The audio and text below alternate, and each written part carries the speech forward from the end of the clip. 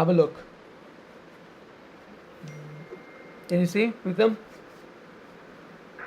Good evening, sir. Good evening, Komal. How are you? Good evening. I'm good. How are you, I'm Master? good. I'm good. Okay.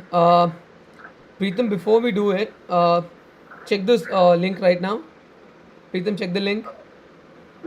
Yeah, we are live. We are live. We are Just live. a So minute. I'll start the video and the audio. Send the link. I'll do it right now. No, 1 minute. 1 minute. So 1 minute. Yeah. We are live. We are live. Correct. Correct. Okay. So I'll send it in WhatsApp. yeah. People have started calling me also. That's why we have not got the link. Yes. Yes. And also I'll play the music here. Let's Yeah. not talk because my mic is on when I Yeah. play the music.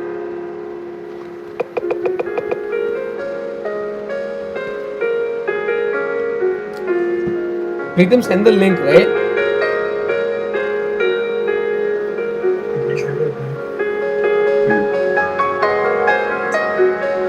Okay. Send this link to all the groups.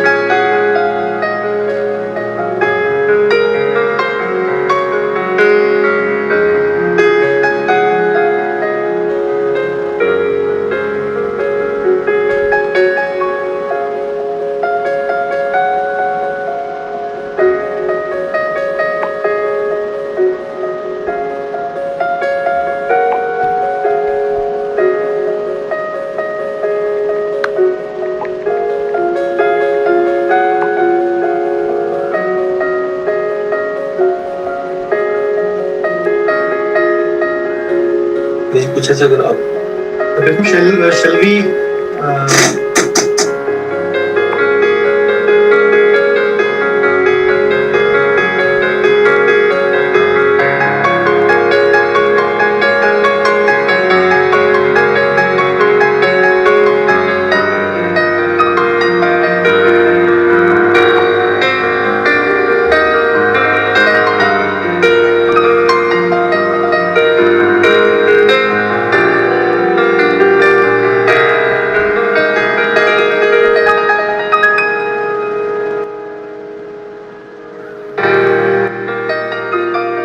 Pritam, Pritam, are you there here? Pritam, listen, Pritam. Yeah. One of the students sent me the link is not working. They must not have logged in because I am already seeing 91 viewers are there. Yeah, 1 minute. Okay. Okay, how's the link going? Is it fine now?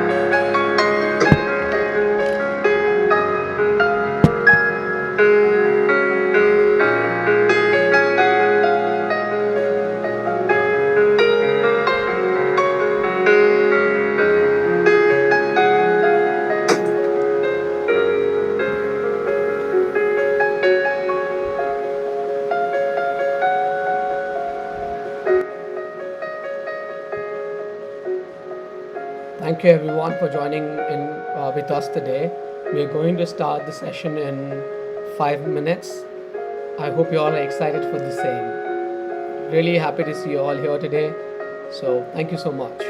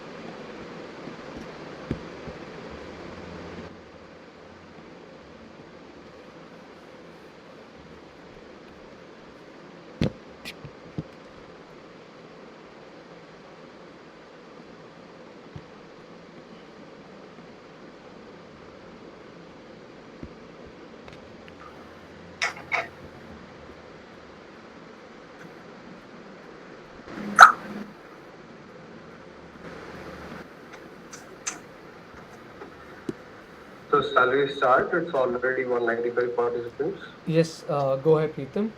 Let's introduce our guest today and welcome everyone. So hello, good evening everyone. Thank you for joining us today. Respected speakers, Honorable VP Sir and my esteemed colleague Dr. Komal. I, Pritam Kumar Khatwa, Scientific Head of IIDS Karnataka, welcome you all on behalf of entire IIDS Karnataka team, national team and the entire India. Today, we have a team of IIDS Karnataka. We have our Honorable Vice President, Dr. Mofik Mehdi, Welcome, sir. And we have our esteemed scientific head and my colleague, Dr. Komal Jindal. I should like to begin the session by giving a brief introduction about Indian Association of Dental Students, aka IDS, and DENTACME to all our live attendees. IDS is a part of International Association of Dental Students, which is a student wing run by Federation Dentaire Internationale. We are the only sole organization in India which is run by dental students completely. IDS is a productive, progressive, and passionate platform for dental students and young dental surgeons and people in general as well. It seeks to be the grist of the mill of the dental objective. When we claim this, we mean morally and technologically getting off ground with prime objectives and goals of its own, which would eventually affect optimistically to everyone attached to it. Our main motto is to cater to the needs of dental students as well as give them an apt platform to shine and excel in the field of dentistry. Even you can be a part of the IDS team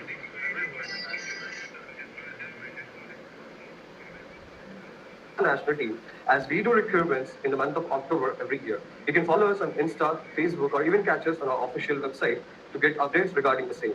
Details are always visible on the screen. Let's promote a sense of unity among the dental student community.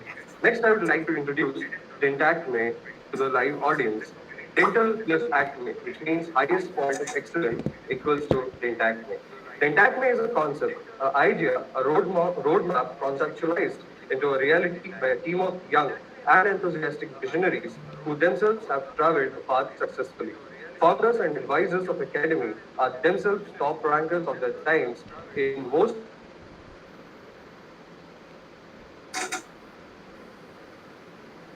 in dentistry, and also authors of best-selling entrance exam books from their PG days. Dentacme for almost a decade now has given top ranks in various dental entrance exams in the country and abroad. It has its physical live offline centers in northern India and has pan-Indian presence with its result-oriented and smart online platform. Now I take this special moment to introduce the expert speakers of the day, Dr. Aman Sharma and Dr.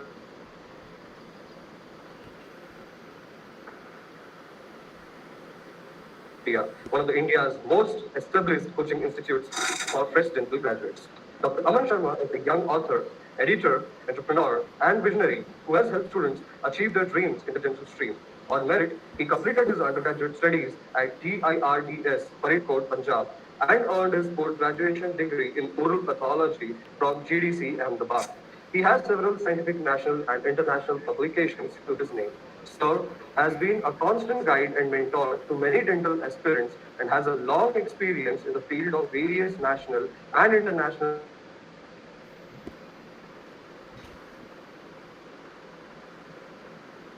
Now, Dr. Simranjit Singh is a university gold medalist from Pondicherry University, where he pursued his postgraduate in oral pathology from the prestigious Government Institute, Mahatma Gandhi Postgraduate Institute of Dental Sciences. He is an excellent academician and has numerous publications in national and international journals.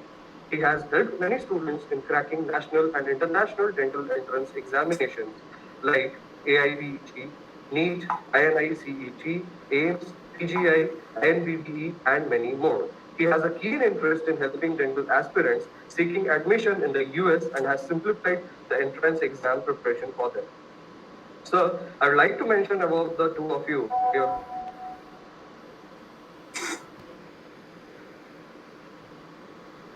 being always available for your students at the time of the day to provide them with timely guidance is a key success for many of your students. Undoubtedly, Dentacme has a headstrong motto, aim high, achieve more. Your stint and expert guidance has helped many dental graduates to indeed aim high in their career. Thank you so much, sir, for taking out your precious time from your busy schedule to help clear the doubt and consider regarding NEET counseling and other available options. Uncle call कर उन्हें लाग देने का बोल तौफीक है Now, without उन्हें कौन किसे तौफीक नहीं उन्हें टिपुक दिए थे कि कौन अदनान को उन्हें लाग देने begin का the session with asking the much awaited questions starting with the following. I request Dr. Aman Sharma to kindly answer the hot questions pertaining to the Indian dental competitive examinations. The dental aspirants in the audience are required to pay attention to get answers of the most awaited questions. Here we go. Thank you so much, Pritam. So we will try our best to give best of the information, which I think most of the students they require at this stage of their journey. So starting with the first question.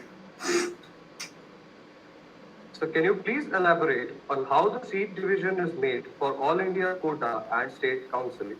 Over to you, sir. Right.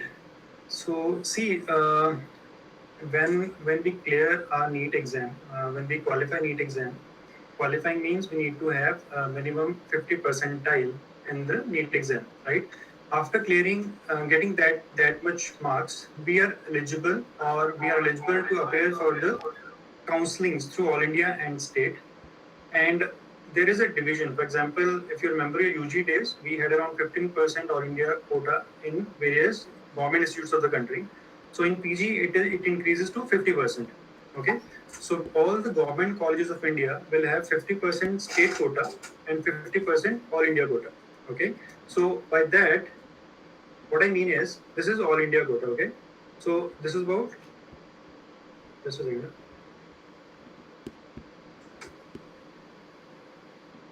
this is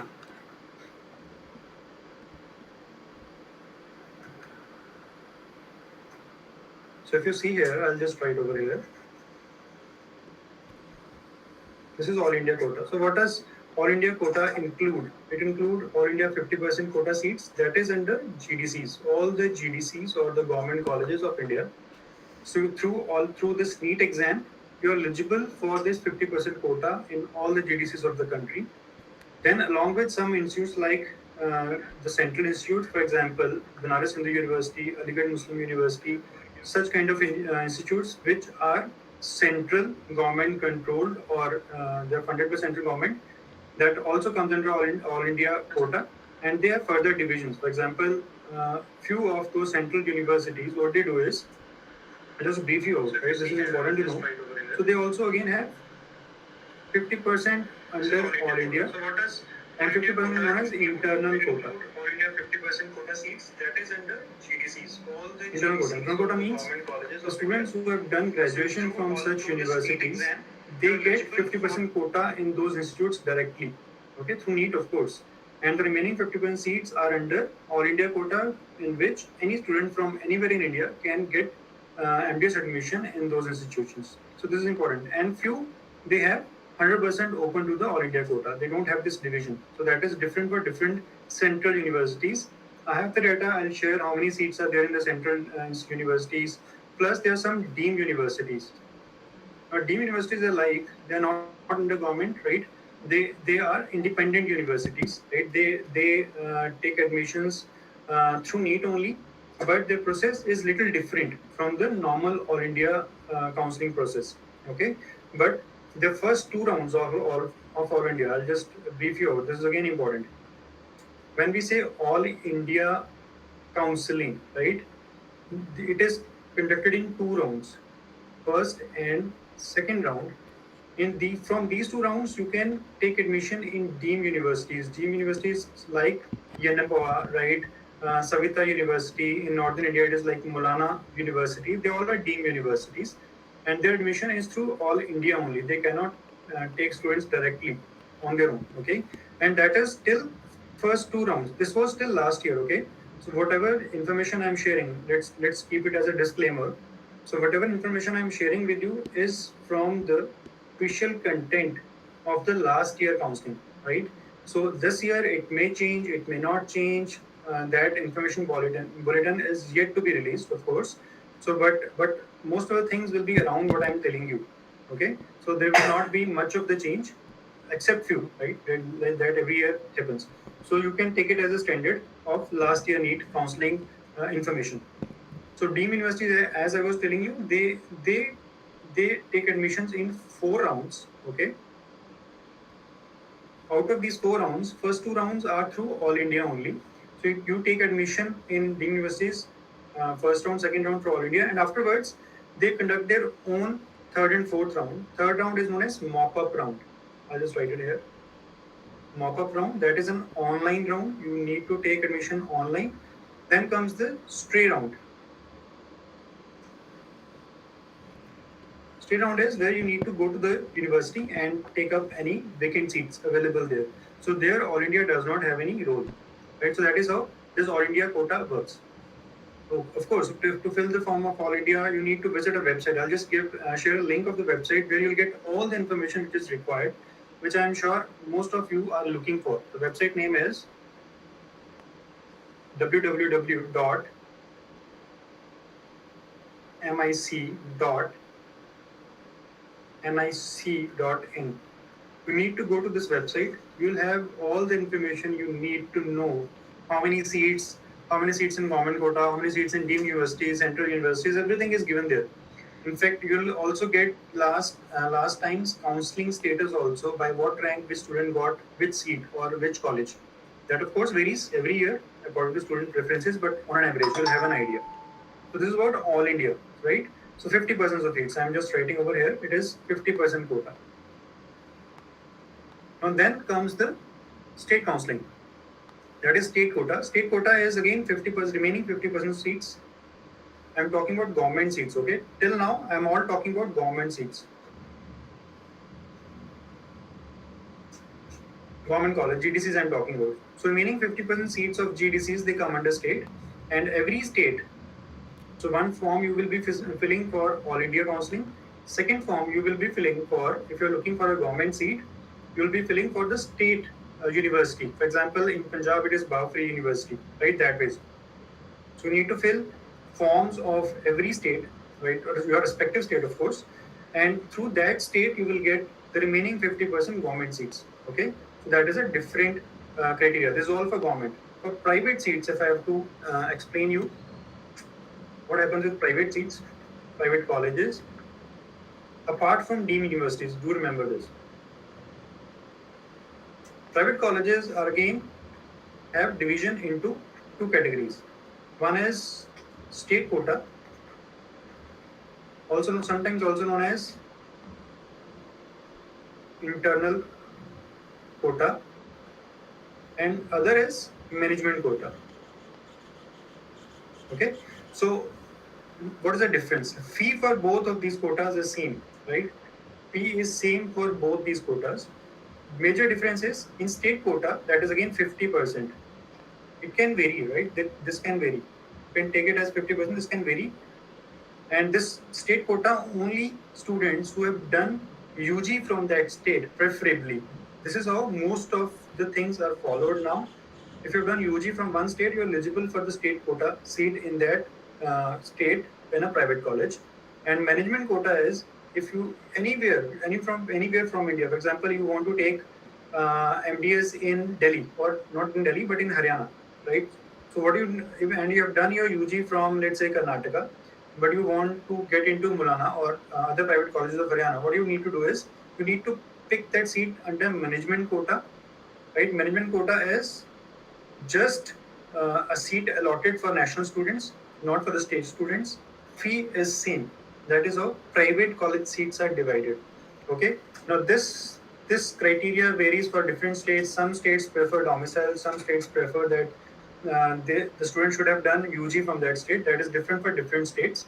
I'll give you an example for Punjab when I think there is a question coming forward. So I'll share those details when that question comes. So I think this is helpful. We can move forward, Pritham. Yes, sir. So the next question is, how many students appeared for NEET 2022 and what can be the expected cutoff for NEET 2022 All India Counselling? Right, okay. So it's a good question. Just to know, first of all especially the students who are still preparing, okay? It's a good question to know how many students they are competing with.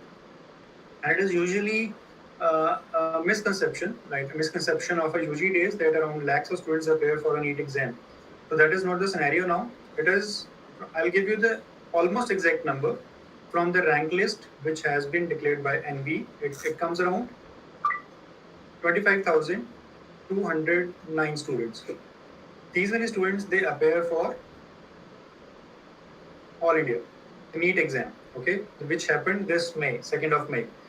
And the student who got this rank had -4 marks, interestingly. And there were, in fact, I was surprised to see there was competition here also. There were 3 students who got -4 marks. So 209, 208, and 207, they all had same marks. So in short, these are the number of students who appeared for NEET this year. Okay. Now I think first question is answered. This is all official. I'm telling you, and it ranges from this. If I have to tell you an average value of last 2-3 years, it comes around 25 to 27,000 students only on an average every year. So these many students, there is not much variation about this. Then expected cutoff. Their cutoff has already been shared by NB, the cutoff score. That comes around. As I told you, we need to have, as a general category, we need to have 50 percentile marks. So out of 960, out of 960, you're getting these marks. So any student who got 263 marks is the last ranker or the cutoff for the to be eligible for NEET counseling. Okay. So that is, this comes around. I just went through the data. This comes around rank, the person who got this much rank, 12,630. Interestingly, 263 here also and 263 marks. Interesting figure. Okay, the student who got 12,630 rank is eligible, right? Is the last rank to be eligible for NEET counseling this year, including all India and state. Okay, the 40 percentile marks for students who are SC, ST, OBC, this rank comes around 15,123. 15,123. The student who got this much rank is eligible to appear for NEET counseling, and unreserved, physically challenged students, right? So that it is 245 marks. That comes around 12. This is around 13,806. So this is the cutoff in the ranking this year. So students who are above from rank 1 till 12,630 are eligible to appear for NEET counseling. This is the cutoff this year. I have the complete data. I don't know is it possible or not. I will talk to the team, and if it is possible, we'll share all the PDF files of last NEET counseling, which will give you a fair amount of idea at what rank which student got which college, and all those things, right? So this should be very helpful for all the students who are looking for the counseling this year. Okay, so I think this is all about the cutoff criteria and the students who appeared. Let's move to the next question then. Sure, sir. So should every student apply for both All India as well as state counseling to acquire desired branch in their dream college? Right, very very interesting question, right? See, it depends on the student. They can, they cannot. Okay, the yes or no is the answer for this question. So yes, in a way, because as I told you, I'll just write it here.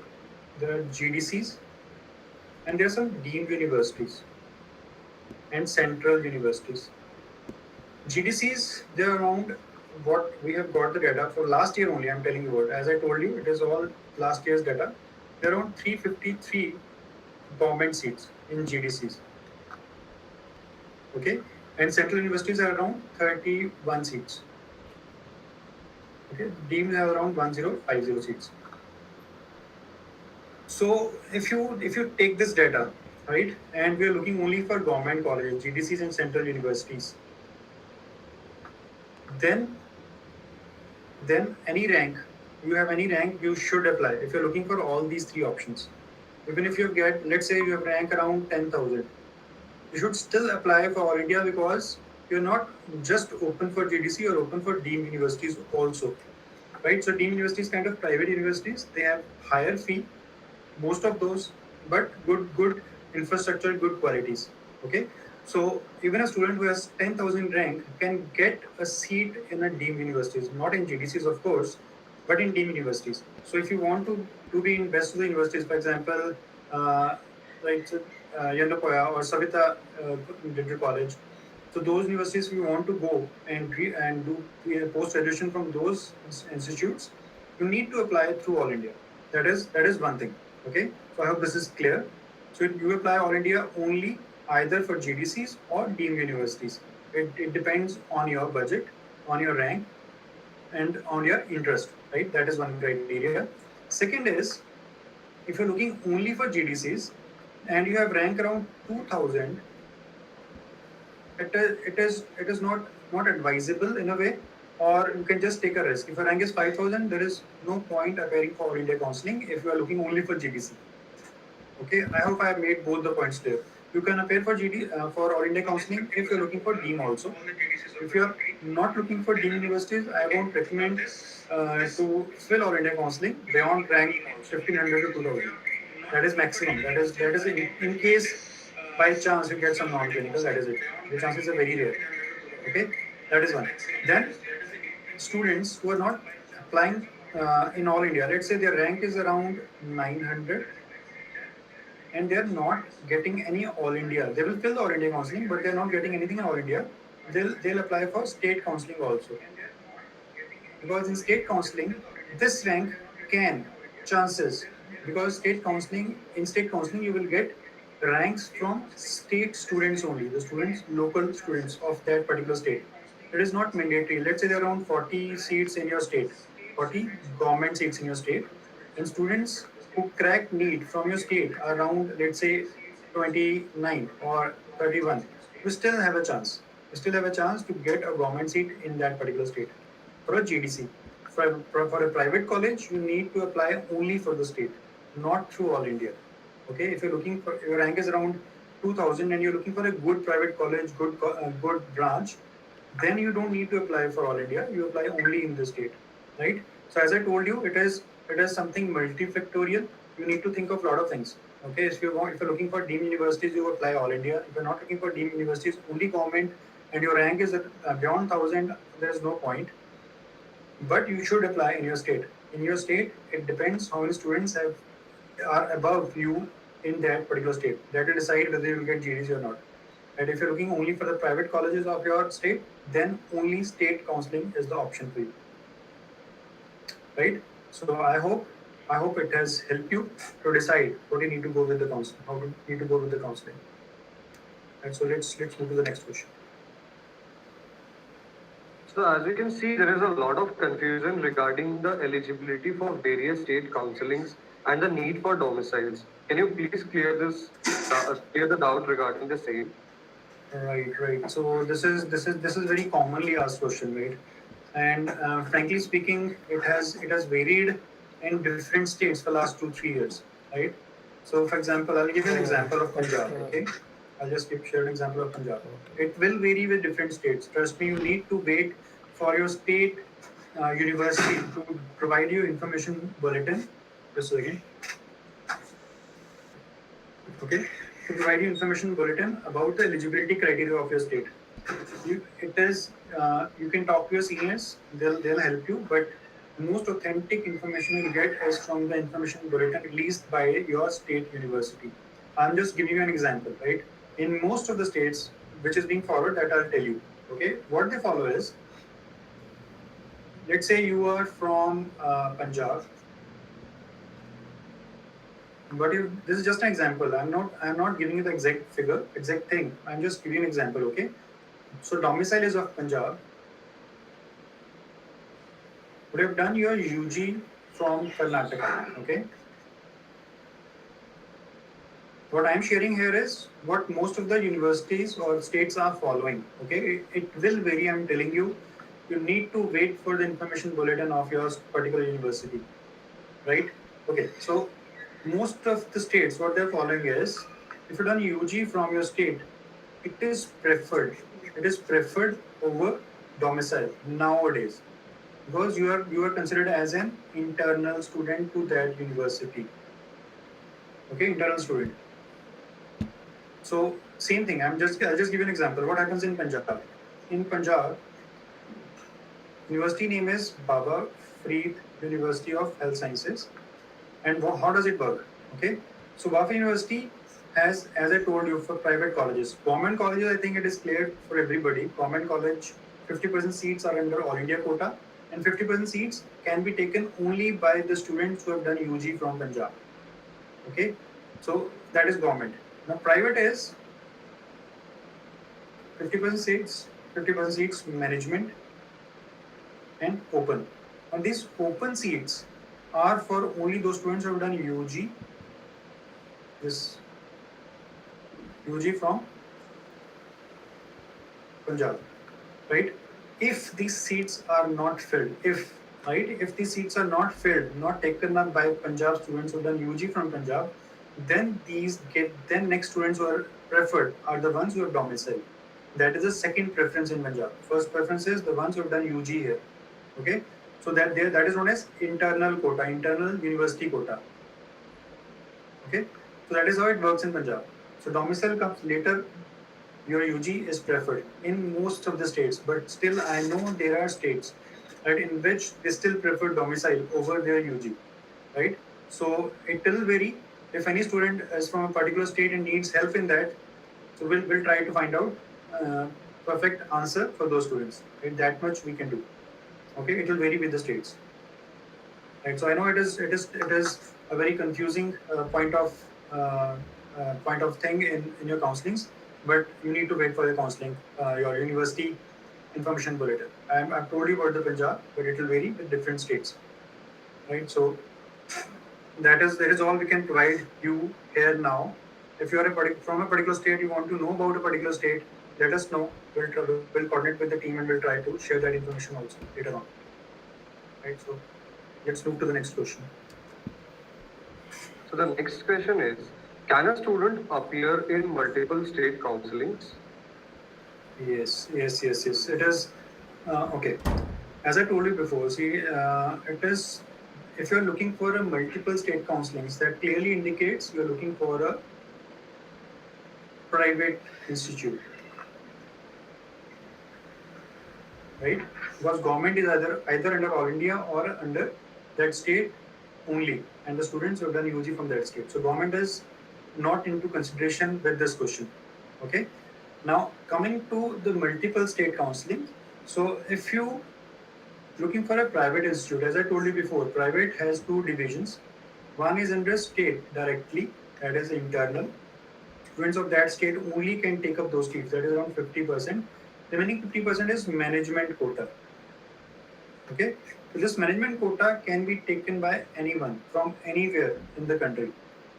Okay, and I also told you the fee is same. There is no difference in fee as such. It used to be a few years back, but now it is not so, because we all know the scenario. The private seats are not completely filled, so the fee remains same. So anyone from anywhere in India can opt private institutes of any state under management quota. They need to apply under management quota. They cannot apply under state quota. And so it is simple. It is very simple, not a difficult thing.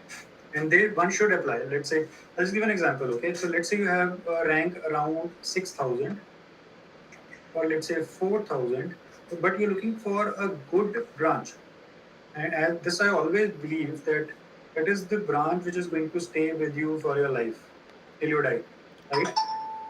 Post-graduation, in your post-graduation, right? So always look for a good branch and a good guide. Okay, it is best of the colleges may not have best of the branches. Okay, just remember this. It is, don't just go with the name of the institute. You need to find out that whether that branch which you're looking for is good there or not. That again becomes very important, right? So let's say you in your state, the branch you are looking for is exhausted, right? It is already filled. Now you should move out of your state, preferably, to do the best work in that field. Okay, that is an advice. So I think this should answer this question. Let's move to the next thing. So the next question is, how many government seats are available in India? Can you give the division between clinical and non-clinical branches? Okay, fine. Right. So see, government seats, when I say I'm talking about GDCs, because central universities, I told you we have around 31 seats. That mostly goes to the internal quota students. So if I talk about GDCs, and we'll divide it as clinical, non-clinical. Again, this data I'm sharing from last year counseling's information. Okay, and this will vary this year. Definitely will vary. Total number of seats around 353, which we got from the website. 353 are total government seats, GDCs. Okay, and they usually increase by some percentage every year. Okay, so every year around 10, 15, 20 seats are added in the previous year list.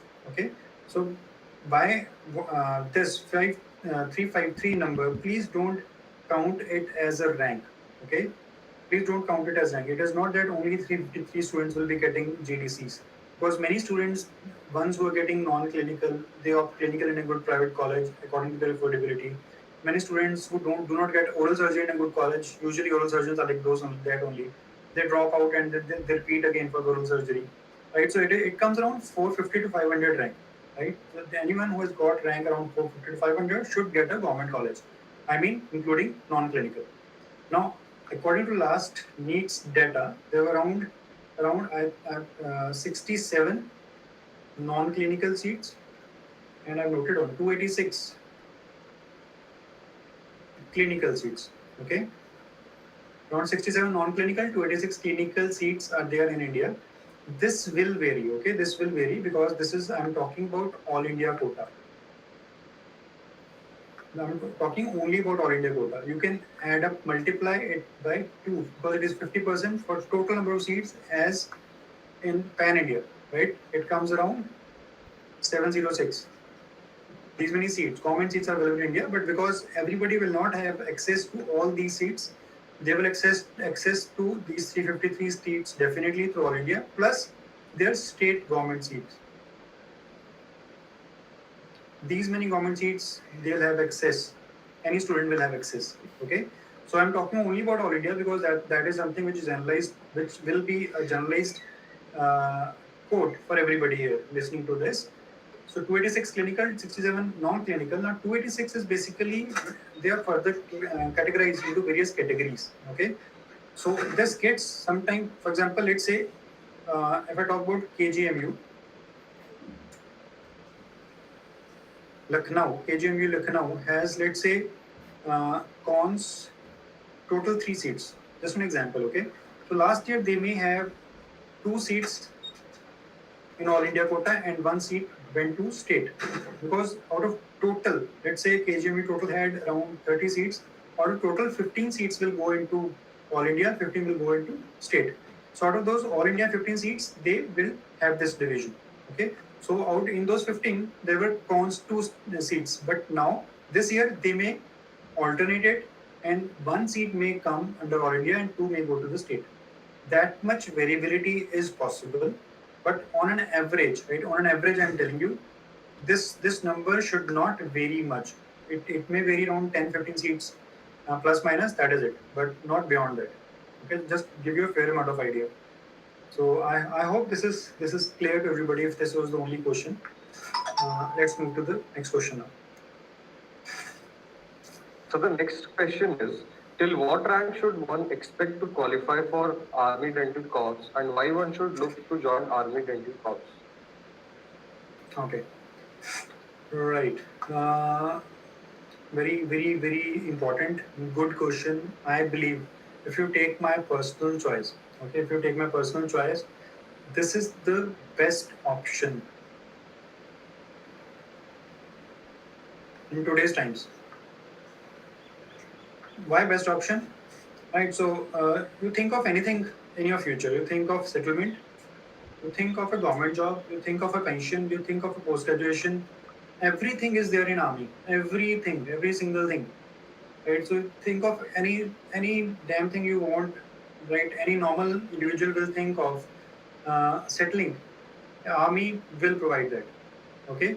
So I'll take a little longer session, okay, for this because this is very important for especially the students who are paying for the counseling now and the students who are preparing for NEET next year, right? So this becomes very important. So till what rank? I'll just again share data. Again, it will depend. Last year's NEET, anyone who got rank, and this is decreasing every year because now students are getting more interested and getting more aware about army.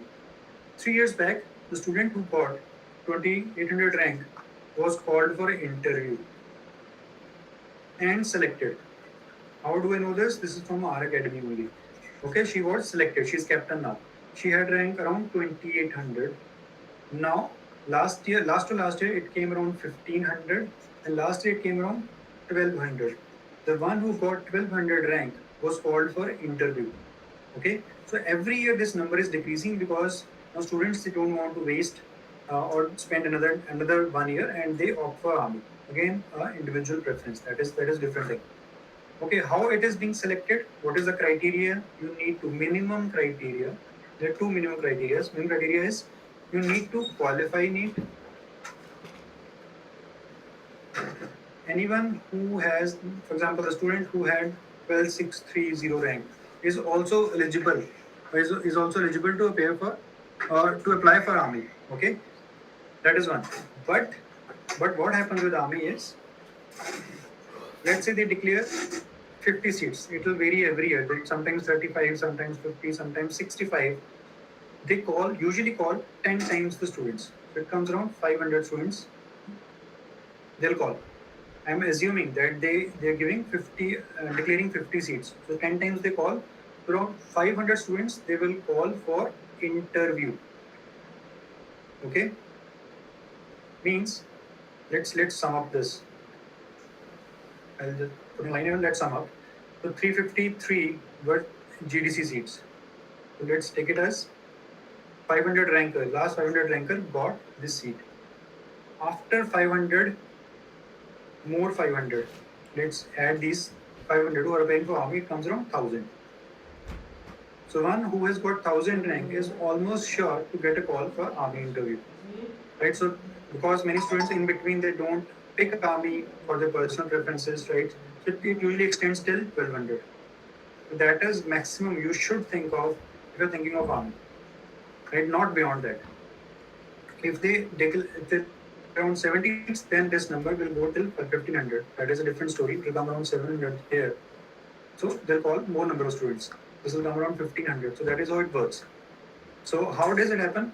You need to appear for the NEET. You need to qualify. You need to have a good rank. Then army, after your NEET result, army gives a notification in which you have to apply, right, on the army website, Indian Army. Okay. So on that website, you need to apply to be considered for interview in Army Dental Corps. This is known as Army Dental Corps, ADCs. Okay, so you will be called for interview. Then once you'll apply, seeing your rank, right, and it all happens according to rank only. There is nothing random here. This happens according to rank only. So if you have a good rank, you will get a call. So once you get a call, interviews are usually around November and December. So you need to clear that interview, and then second day it is the medical. You need to clear that medical also, and once that is done, then army will of course send you letters, appointment letters, whether you're selected or not. So that comes around 1.5 months later to the interviews. That is how it works. But why this is the best option I told you, right? Why best? I just explained you how you can get into army, and you will be joining army as captain. Okay, directly as captain. Salary more than 1 lakh per month, starting salary. Okay, so why is the best option? You join army as short service commission, or in short service commission, not as in short service commission. Okay, as name indicates, short service, it is for 5 years, extendable to another 5 years, extendable to another 5 years maximum. Because maximum 15 years you can serve army under short service commission. So it is a renewable contract. 5 years you work, your seniors recommend you that he has a good conduct, so you get 5 years more, and again 5 years more. That is all in short service commission. That is one thing. So every year, every month you're getting 1 lakh. After 3 years you become major, and your salary increases further. Okay, so that is one advantage. Second is, now you have two options: quit or continue. Okay, when you spend 5 years in the army, as you spend 5 years in your graduation, you spend 5 years in your army, and now you have an option that you're not comfortable with the army system, you want to quit. So let's say you decide to quit army after 5 years. What will happen? All the savings, first Yeah, thing, Pritam, listen. plus you will have, more importantly, you will Yeah, have how long the session is gonna take? This X is just the half of the PPTs, and he's just talking serviceman about quota. army. It'll take more than 2 I'm hours. sure you all know this. You must have heard of it. Like, I don't think Ex-serviceman people will be quota. staying there for 2 hours. By serving on army only for 5 years, and with all the salary package, which is almost kind of saving in army, and you get ex-serviceman quota. So You if can you put in leave the army group. and Remember, come you have the group with the outside in speakers. the civil world, any government job exam, I mean government job exam, you will have No, this accessible tell quota them, here. And sir, trust me, there is it's not much always, competition sir, there. let's just, But let's, because not many leave okay, army, we and can your tell them that, competition sir, will we be can brief only about on it. those If the students have ex-servicemen further men questions, we only, can like right? answer it. So that is one Like make it advantage. That polite, is like, one. That is one. If sir, you quit army, if students have more let's say you want questions, to we'll be able continue to answer army. it. To Because, continue army, you need bro, to it's be just 45 permanently minutes commissioned. already, and he's just talking about like half of the slides. Not even India is done. If you permanently commissioned, remember you will here for It is short service supposed to be commission. not more than 1.5 So to years. get permanently commissioned, you need to clear an internal exam, army internal exam, in which you get 3 attempts. Just Okay, politely you say, get 3 attempts. sir, let's just So brief once you about clear that the exam and topics. you will be If permanently students commissioned have any in doubts, army, we'll be now able you to are answer it. eligible to do Because MDS in army. That is in AFMC. That again will happen through you, NEET only. You need to appear for NEET hello. exam. You need to have a good rank. But your competition is between army personnel, army officers Hey, I only. So don't not want much you. Hey, competition okay, you do one can thing. be done, Add me to the right? So you'll group. do We'll see what needs to be. post graduation from AFMC, best of the institutes of the country. Oral surgery process is amazing, right? So and you are a postgraduate also. Plus you will now retire from Yes, army with Akriti. pension. Okay, so you have a Yes. permanent job, you have a pension. No other government job in India has pension now. It is only army. Okay. Okay, so you're doing your postgraduate, you have permanent job, settled, pension, everything is there in army. If you want to continue, if you don't want to continue, even then army is giving you something. So that is why I believe this is the best option. So do work hard for this, right? If not TDC, at least you'll end up in army. So that is a very beneficial thing. So that is it in brief. I think should be helpful. Let's move to the next question. So the next question is, if one aspires to take up a clinical seat in a reputed college, at what rank should one give up for the same?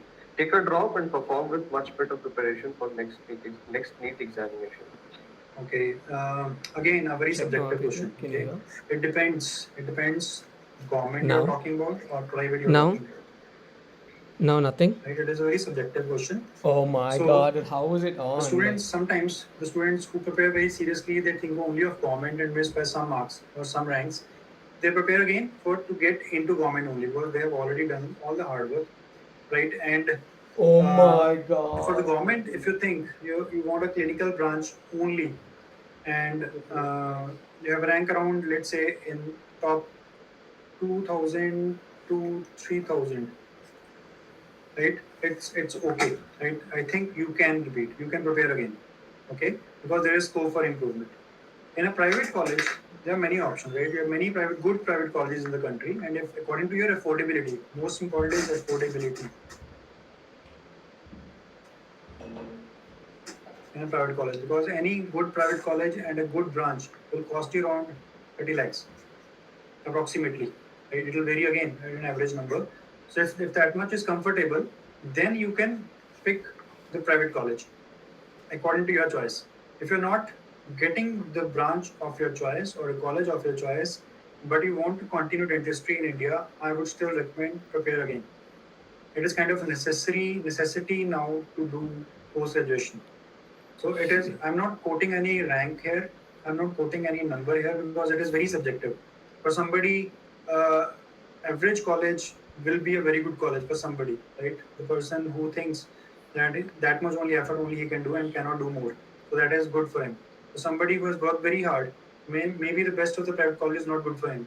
It will vary. Okay, so it is a little uh, uh, range question you can say, but this can be decided by you only. I have given you certain amount of numbers, right? So around 2,000 to 3,000 if you have a rank, you should repeat to do better. If you're happy, affordability is good, go for the private college. Most important is your affordability. If it is good, you go ahead, right? That is an advice from our side. Let's move to the next question then. So the next question is, which books should one prefer for the better and edged preparation for next NEET and INI-CET examination? Okay, right. There are many books available in the market, right? Many books which you will find from your seniors. Seniors will guide you, tell you, right? But what I have seen with my experience, right? What are the two most important things in your preparation? One is to get a question bank which provides you an overview of a subject completely, and second is which is a comprehensive content which gives you complete knowledge about the past papers, because without doing past papers precisely, it is almost impossible to get a good rank in any entrance exam. Okay, not just dental, any entrance exam. We need to do past papers. Remember your UG days. To remember your university exam, you need to go. You used to go to your 10 years. It is kind of mandatory thing to know the pattern and the trend. So considering those things, I'll recommend two, three books. Okay, one is, of course, either Dental Pearls or Dentist to form a base. Okay, either of these two, right? They both are good. Or Dental Pearls or Dentist. Along with that, there is a book that is known as Dental Triplet. Dental Triplet, which is the best-selling Amazon's best-selling book, and probably we are saying this book is authored by us. It is. You can check on Amazon. It is Amazon's best-selling book. You can, in fact, if you want to, you can buy this book from Amazon also, right? So, but I can proudly say, along with Pulse or Dentist, anyone which you will get from anybody, even the bookstore will tell you, your seniors will tell you, follow this book. Along with that, this book, because this is the only book in the market to have last 5 year papers of NEET, INSET, PGI, government jobs, and original image-based questions, and that too with complete thorough explanations for which you don't need to open any textbook for that particular topic. And right, so this is these two three books should be very helpful, right, for your entrance preparation. Okay, so I think I've already shared the books. Let's move to the next question. So the next question is, what should be studied at the last moment, as it seems a never-ending big task just weeks before NEET? Yeah, so it is a very strategic question, right? So you're asking what is a strategy openly on a public platform. Let's share. Let's do it for the students. Okay, so whenever you're preparing, so this I tell to every student, whenever you're preparing, let's say you started 1 year back. So let's say today's NEET and you started 1 year back. Even 1 year back, it should be in your mind that you need to revise this before exam in last week, last 1 week. How will you do it? That is how your mindset should be, and that is how you should prepare that time only. So that, for example, making notes, for example, making crisp notes, for example, underlining important points, right? For example, reading synopsis and highlighting those points only which are required to be repeated again. So your every effort has to be in such a way that with every reading, your effort on revision and your time for revision is decreased. Now, how you can do it is what you should do in the last 1 week. I'll just give you a summary of it, and you need to plan how you reach there. Last 1 week before exam, you should be revising.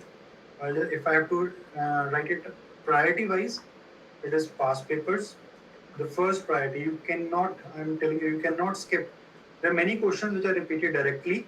There are many questions which are repeated from the topics already asked in last papers, and this is kind of mandatory. You cannot give any exam without past papers, because this everybody will know. If you don't know past paper, you're out of competition.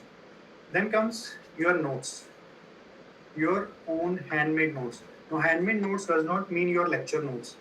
Okay, lectures are very extensive. Handmade notes means all those things which you were forgetting. They are they are customized, your personal notes. So this is kind of your trial, right? So that you need to revise in that. And below that will be your MCQ books, right? For all the MCQ books in which you have marked the questions and underlined important points, right? That all you need to revise in the last. This much you can do. And in today's world,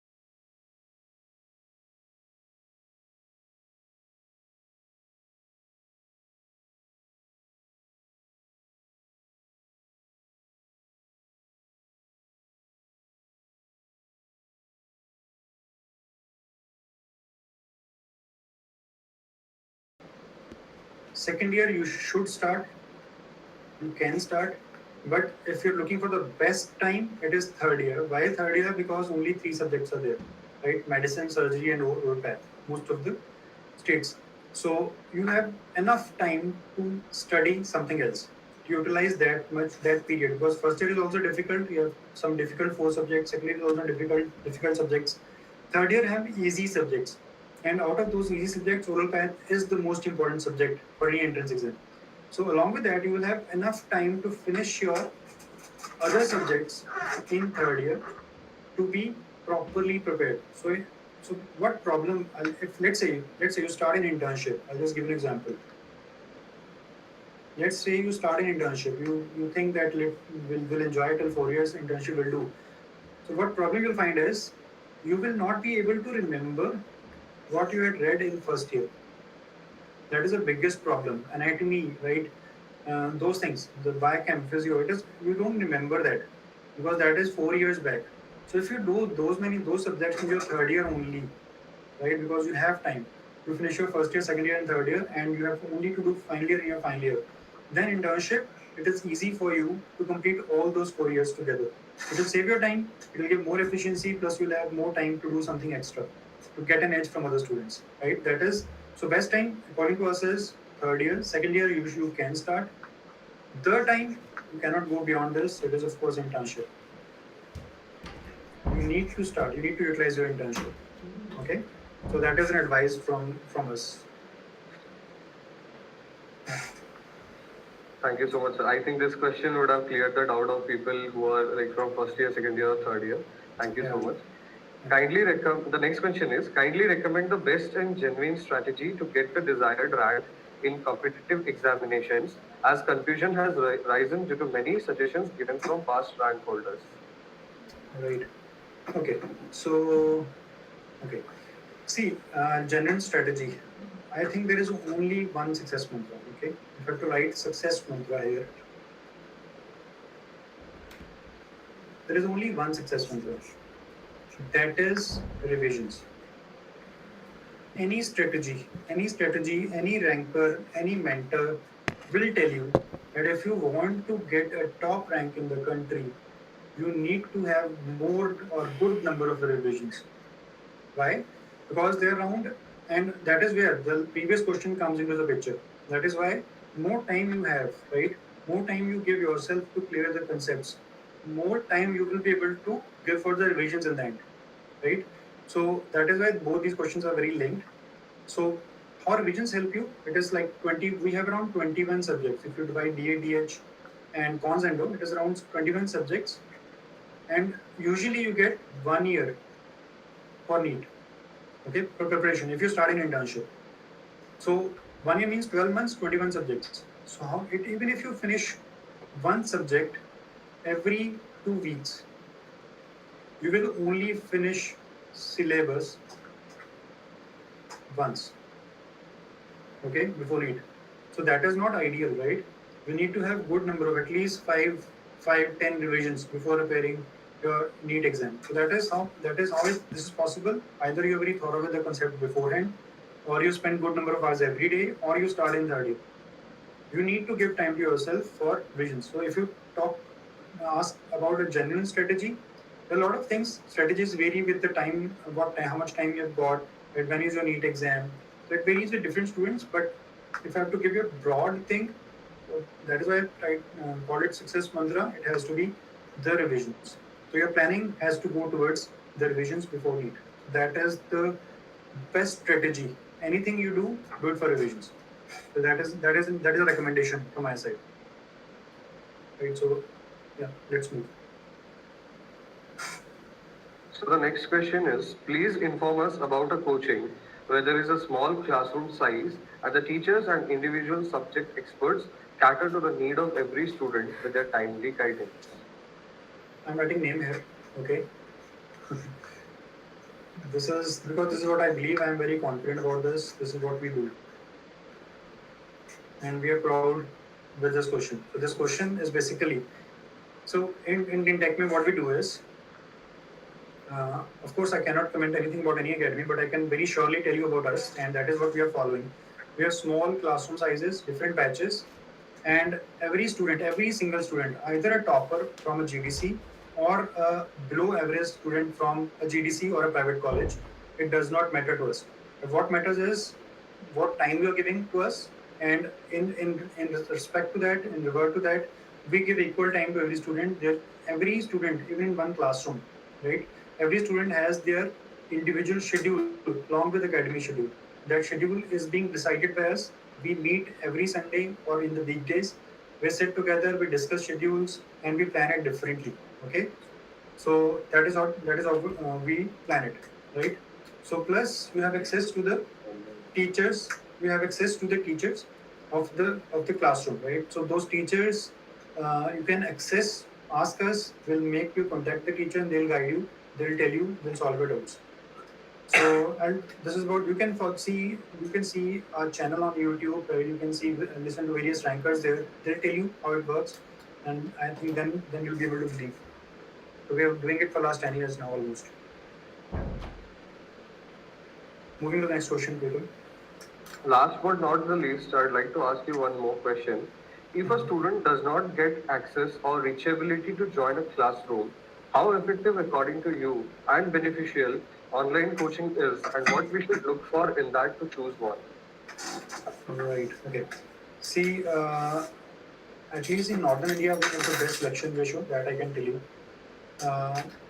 And we are increasing the online platform. Plus, for the last 3 years, we are online platform, and it is really good. We have seen really good results with our online platform. How does it work? Right? How does it work? I'll just brief you out.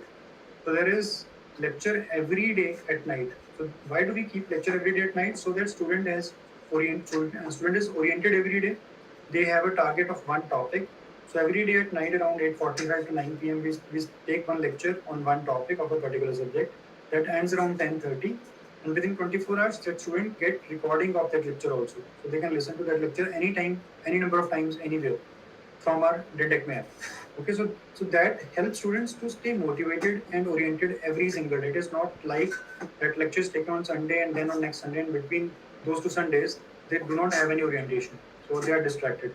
So I think that is a very smart way of doing it. That is how we are doing it. And our faculties are same. Either you join the offline classroom or the online classroom, online lectures, they're absolutely same. Content is same, test is same, discussion is same. So there is no loss as such.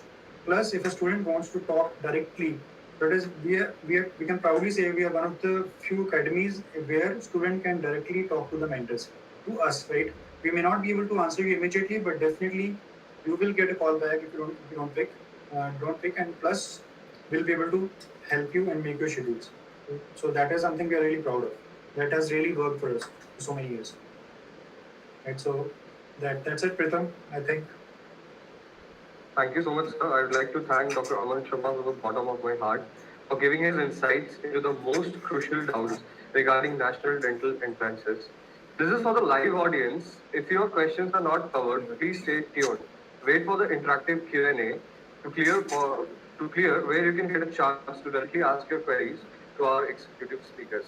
Now I would like to request Dr. Simranjit Singh to finally enlighten us about an option that one does keep in mind as a dream, that is to clear foreign dental examinations and practice abroad. Over to you, sir. I would like to start with the first question. Sir, Intactness result for INBDE has been fabulous this year. Please elaborate the same for all the USA aspirants. What is the pattern and level of examinations? Yes, thank you so much, Dr. Preetham. I hope it was a very informative session from Dr. Aman. And I will also try to give as much as high yield information possible for abroad exams. So for the question which you have asked, yes, the INBD result has been fabulous. Let me share some of the recent selections. Earlier it was part 1 and part 2 exam, National Board, I am talking about USA. But now they have replaced it with INBD. They have replaced it with Integrated National Board Dental Examination from 2020 onwards, right?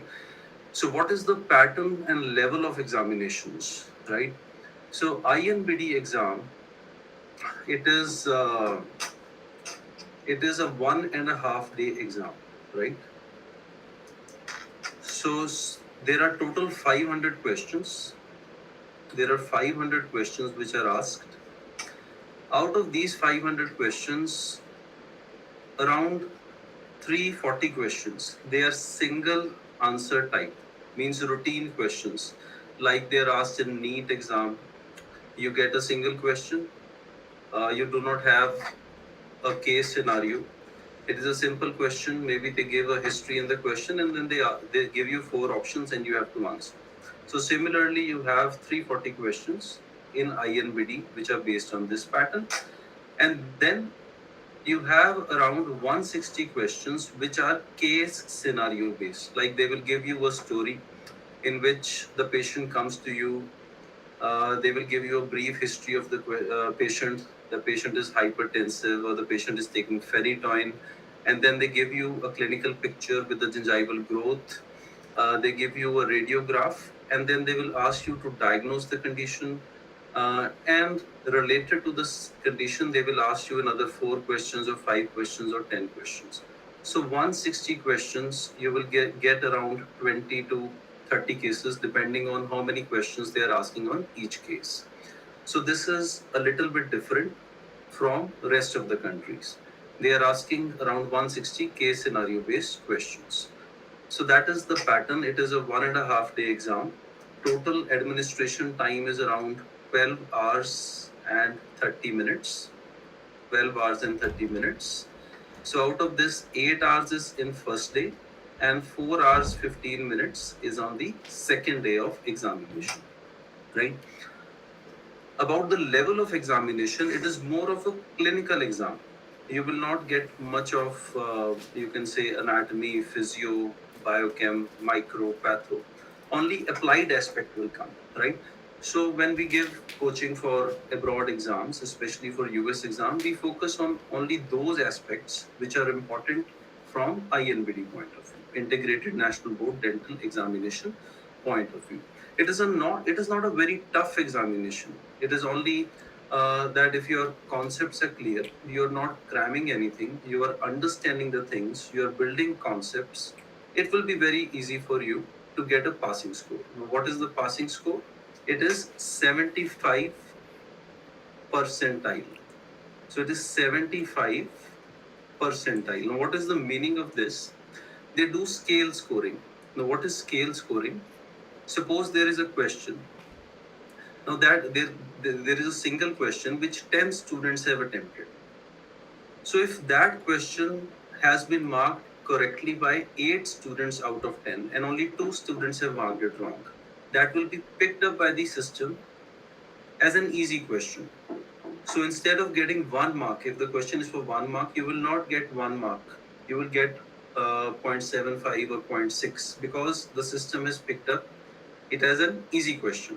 But on the other hand, if there is a question which only 2 students or 3 students have marked correctly and rest 7 of the students, 7 out of 10 they have marked it wrong, the system will pick it up as a difficult question and you will get 1.5 or 2 marks for that. So this is called a scale scoring. So in AFK also, that is Canadian exam, and in INBD US exam, there is scale scoring, right?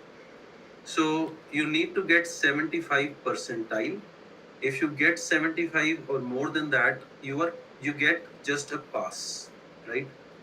It is simply pass. You will not get exact score. That is why your profile becomes important. We will talk about profile in the subsequent questions. So this is an overview of Integrated National Board Dental Examination for getting admission into DDS. What is DDS? DDS is Doctor of Dental Surgery. It is also known as DMD. So DDS or DMD, it is one and the same thing. It is just graduation. It is not post-graduation, it is just graduation. But yes, you can survive, you can thrive, you can excel just by doing DDS in US as well as in Canada. We will come on to Canada, right? So let us move on to the next question. So the next question is, please even elaborate on AFK for many Canadian aspirants, what is the pattern of the examination? So basically, what is AFK? AFK is assessment of fundamental knowledge. AFK is, as the name suggests, assessment of fundamental knowledge.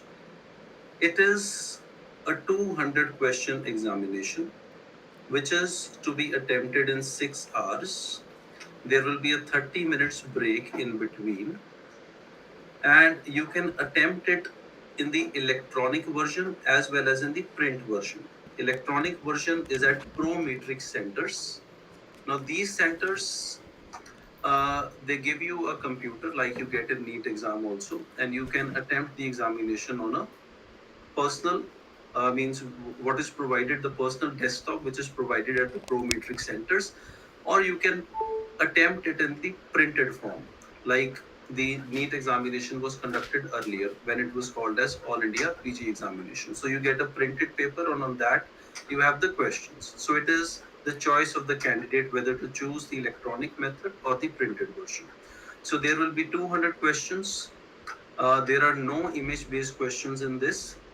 In INBD, you had image-based questions, right? Photographs will be there. But in AFK, till now, they have not asked any image-based question. Trend may change, but till now there is not even a single image-based question, and you have a single answer type. So one answer, one option will be the correct answer in a particular question. Here also you have scale scoring, like I explained in INBD checking, and here also the passing criteria is same, that is 75 percentile or more is pass. But what is the difference? You will get the exact score. If you have scored 96, they will give you that in the result it will be written that your score is 96. Whereas in INBD, even if you get 100 percentile, they will just give you pass. Now, what is the significance? Why are they giving this score? We will come on to that in the subsequent slides. What is the pattern of examination? Again, like INBD, it is more of a clinical exam, but a common question among students, what comes is the preparation same for INBD and AFK? The answer is no. No doubt, both of them, they are clinical examinations. They are testing you as a clinical dentist, how you will perform, how you will judge a situation, what clinical decision making will you do. They judge you as a dentist, right, as a professional dentist. But then the questions which have to be done while preparing for INBD, they are different. And the questions, the aspects on which AFK is conducted, that is different. No doubt pharmacology basics will remain same.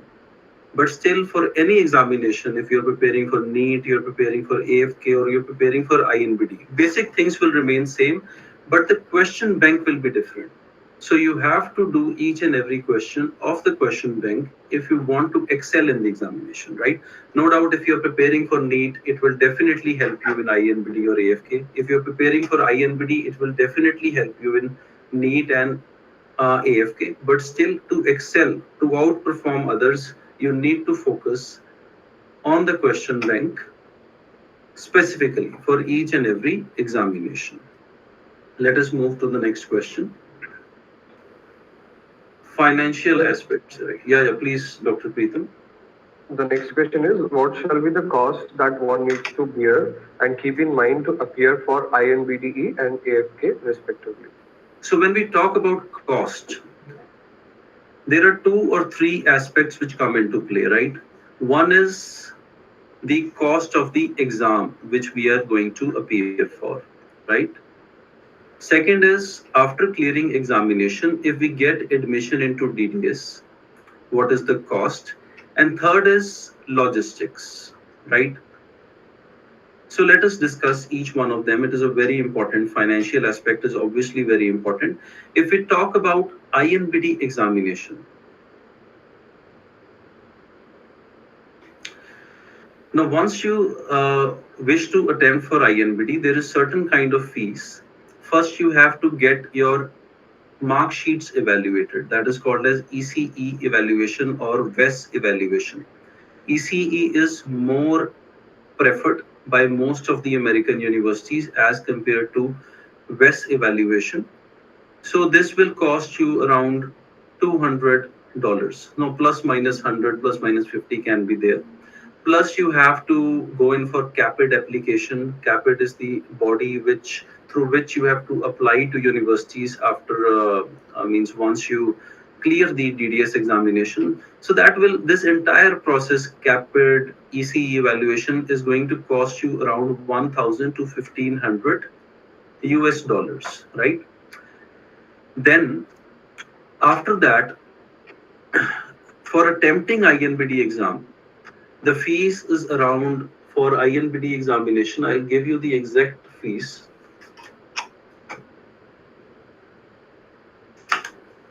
Yes, for INBD, it is 750 US dollars, right? 750 US dollars is fees for INBD examination. The processing fees as international students, we are international students for them, it is additional $235. So if you are attempting exam as an American citizen, then it is just 750. But since you are an international student, so $235 additional. So this is the burden for INBD examination. If we talk about AFK, you have to do a basic registration. Basic registration will be around 900 Canadian dollars. Then AFK examination fees is $800, right? So total 1700 Canadian dollars. Now, when you have cleared these examinations, you have applied to universities and they have selected you and you're not now going to do DDS. What is the fees for DDS, right? It is a very important question. Now, DDS fees, it will vary. It will vary between 1.25 to 2 crore Indian rupees, right? This is a worrisome figure, but you get loan, right? There are various options of loan available, and the interest rate is very less. It will vary from 2 to 4 to 5%. And you can pay back over a long duration of time. There is option of paying back in 10 years, 15 years, 20 years, up to 25 years. So you can pay back the loan easily. And most of you must be thinking, what is the scope, right? Why we spend so much? 2 crore Indian rupees. Why we do that? Because the moment you come out as a graduate, as a DDS, how much can you earn, right? What is the scope? What is the output?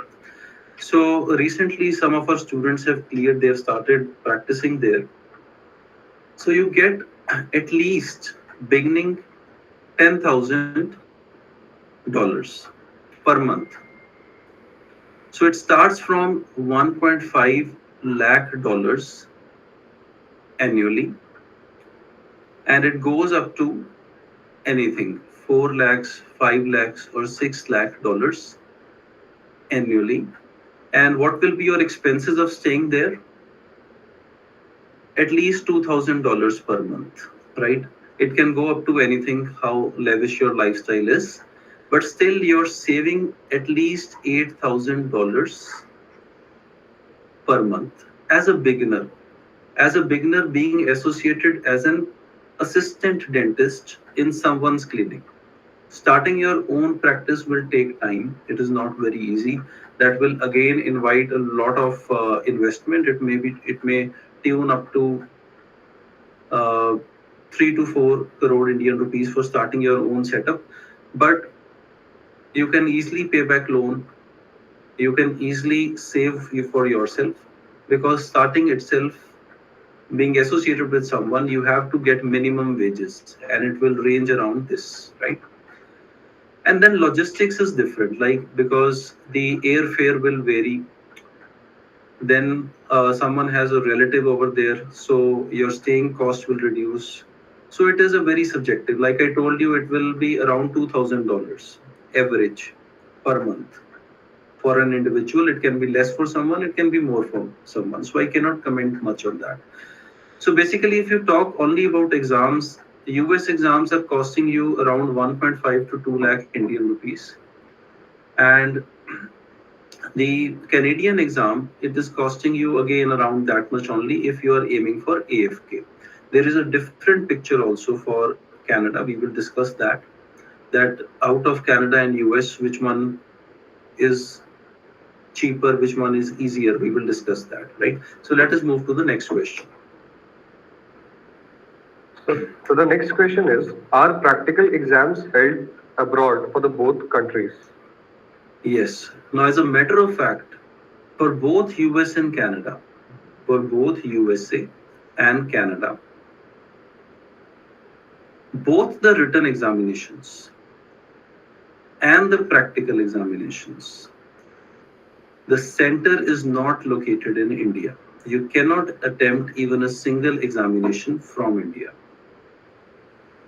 So centers for US exam, the center is in US as well as in Canada. Again, for Canadian exams, the center is in US as well as in Canada.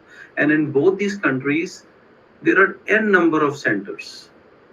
You can choose center based on where are you going to be located. There are n number of centers. Too many centers are there. One more question, which usually comes in the mind: when is the exam conducted? The Canadian AFK exam, it is conducted twice in a year. It is Feb and August every year. And the US exam, you can choose your date, right? It is conducted throughout the year. So date of your choice, you can choose. Date of your convenience. Then next question which comes in the mind, number of attempts. Like in NEET, you have unlimited attempts. In AFK, the limit is 3 attempts, and in INBDE, it is 5 attempts, right?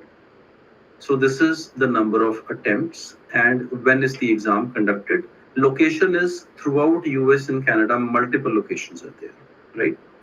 So let us move to the next question. So the next question is, according to you, overall, which country has better prospects, USA or Canada?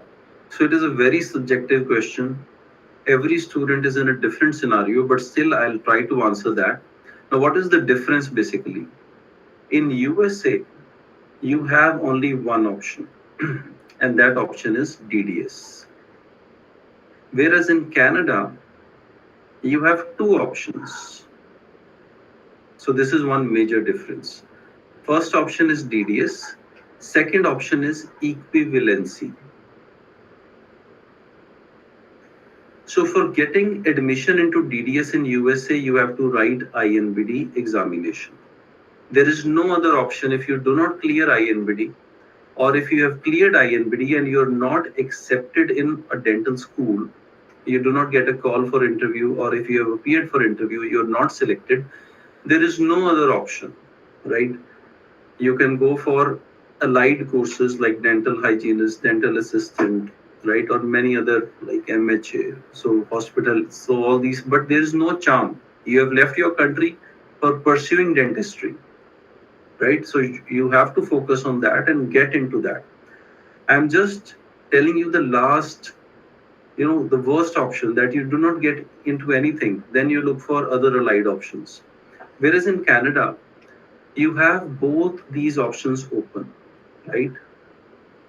DDS as well as equivalency. The first common step in both the processes is AFK. So AFK is mandatory.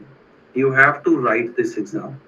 Then only the next door will open. Now, after AFK, you can get admission into DDS if you want, or you can clear two more examinations. That is assessment of clinical judgment and National Dental Examination of Clinical Competence.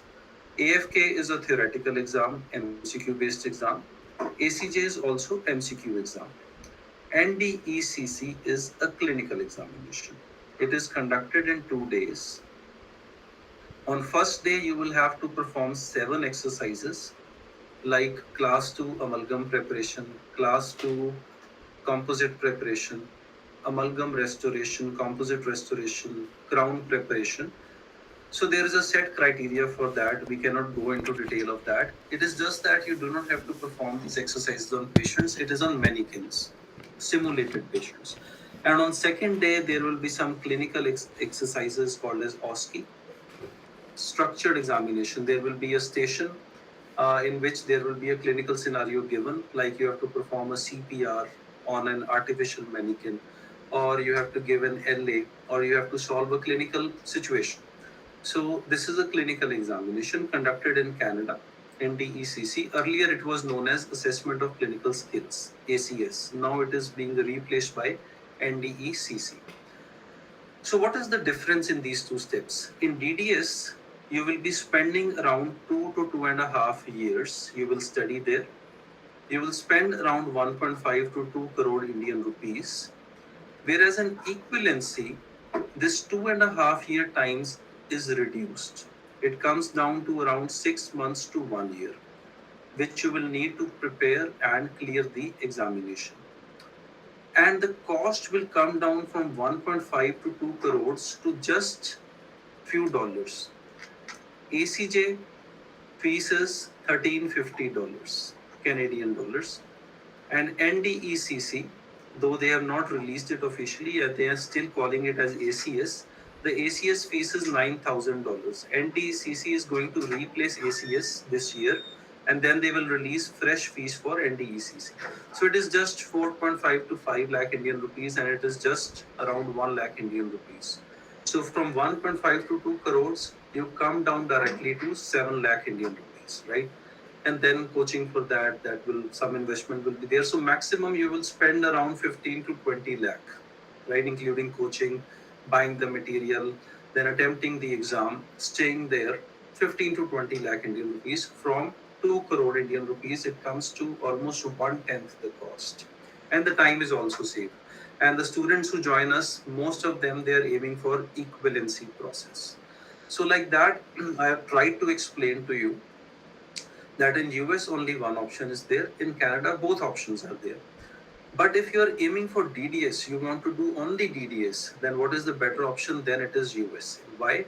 Because US has around 70 dental schools. Canada has just 10 dental schools. The number of seats is less for DDS, right?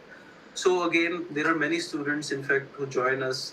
They attempt both the exams. They keep both their options open, because for US exam, you have center in Canada. For Canada exam, you have center in US. So they attempt both the exams within a very short duration, like 2 to 3 months difference, because they are prepared. They just have to do the question bank additionally, and they do that, and they attempt the exam. They keep both the options open, and wherever they get admission, they take the admission and start their dental career, right?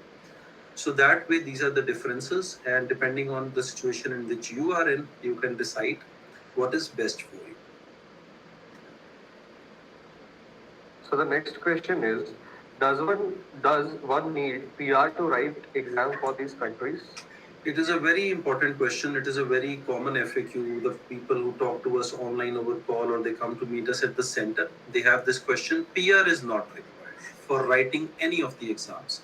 You can write INBDE, you can write all the 3 steps of Canada, AFK, ACJ, NDECC without having PR, right? You do not, another question which comes, IELTS or TOEFL, right? These are also not required for writing the exams. They are just required for getting PR or citizenship, right? So when you apply your file for PR or for that purpose, then you need to have a certificate that you have cleared these examinations. But otherwise, for attempting the exams, you do not need any kind of IELTS or TOEFL. You do not need any kind of PR. Next question, please. So the next question is, what are the other things candidates should focus on apart from clearing exams in USA and Canada? It is a very important question. Especially if you are aiming to pursue dentistry in abroad, then it is not only about clearing exams. Like I told you, in US they give you just a pass. Even if you have 100 percentile, they will just give you a pass. So your profile becomes very important, right? So if you are doing graduation, second year, third year, final year internship, this is the best time to start working on your profile, right? So what comes in profile, I'll mention few points. First is publications. Getting articles published in good journals, right? PubMed index journals, Scopus index journals, Hinari index journals. So these are good databases. PubMed is like US database. So whenever you go to a journal, just do not publish your work in a routine journal which does not have any standing, does not have any indexing. Always look for indexing of that journal. We guide our students in this profile section, and we work on them as soon as the student joins the academy. So publications, how to write an article, how to write the references, how to search for a topic, which topics are good, which topics are trending. So everything you should be well aware of, right? You should write your own article. We will help you in guiding about how to write the article, which are good journals in which, according to those guidelines, you should write the article. So publications is first and foremost. Then doing original research, right? So there must be faculty members in your institute who are working on a research topic. Try to interact with them. Try to identify who is working good in research activities, doing good in research activities. Try to collaborate with them because they also need helping hands, right? So try to be their helping hands. Try to get your name in that research project. And when they publish that original research is always preferred over case report or a review article. So when they publish that, your name should also be in that publication. So try to get involved in your original research activities like a questionnaire study or maybe a patient study. So these kind of studies, you should always have interest and should be keen to participate. These things, they matter a lot when you are appearing for interviews after clearing their examinations, right? So in university interviews, they will judge you not only as a dental professional, but also that what you are doing in the society, for the society, what is your interest apart from performing clinical activities, how good academician you are, what is your orientation towards research, right? And then you should attend conferences, not any expensive conferences where you pay so much money.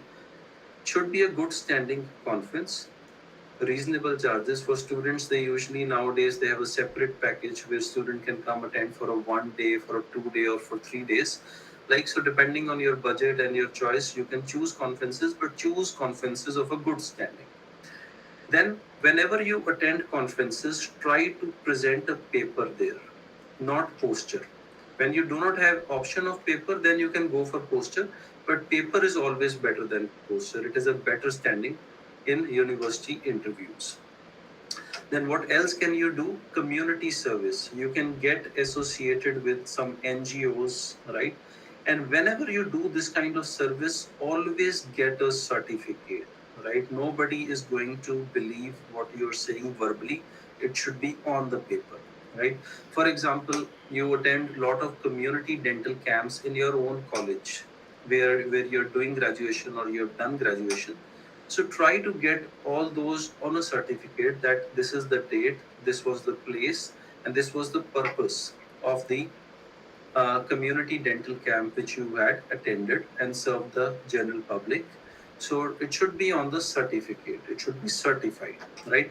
Or you get associated with a charitable dental hospital in the evening, or otherwise if you're free morning, wherever, but whatever time you can. And you should always get, even if you're working in a private dental clinic, you should always get the experience certificate on their letterhead, stamped and signed, right? This is going to play a pivotal role when you appear for the interview, right? So experience matters, right? Government experience is the most authentic experience. If you cannot get that, try to get at least private experience. So all these things we also take care of. We guide our students with precision how to get your profile strong, because you're going to compete even with postgraduates when you sit for these interviews. Many MDs, they go after post graduation to US and Canada. So how to outperform them?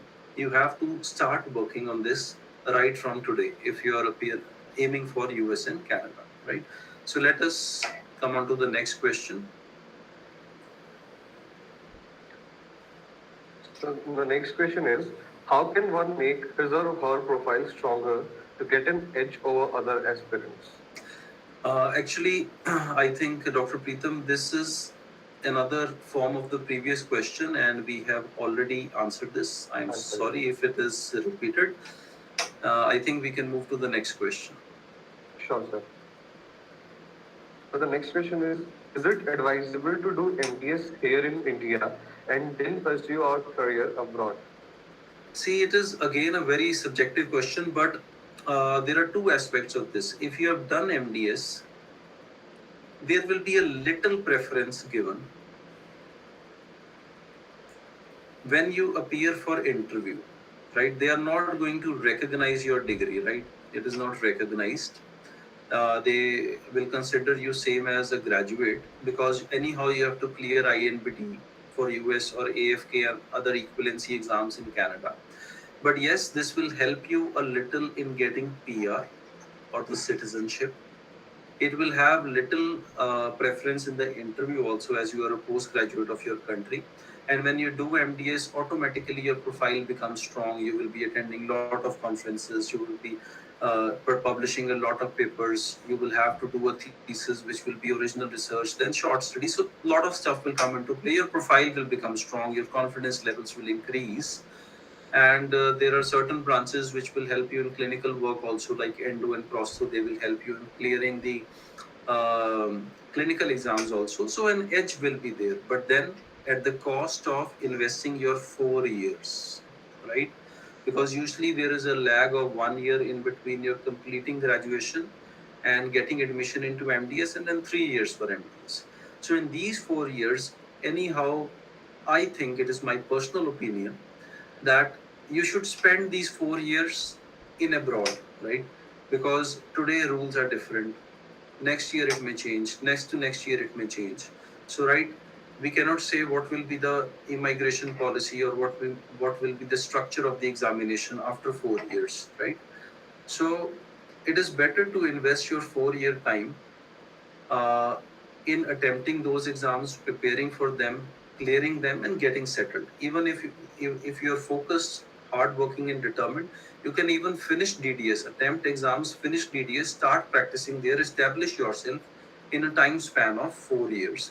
So I don't think it is advisable to do MDS here in India and then pursue a career abroad. It is always advisable to move as soon as possible after graduation, right?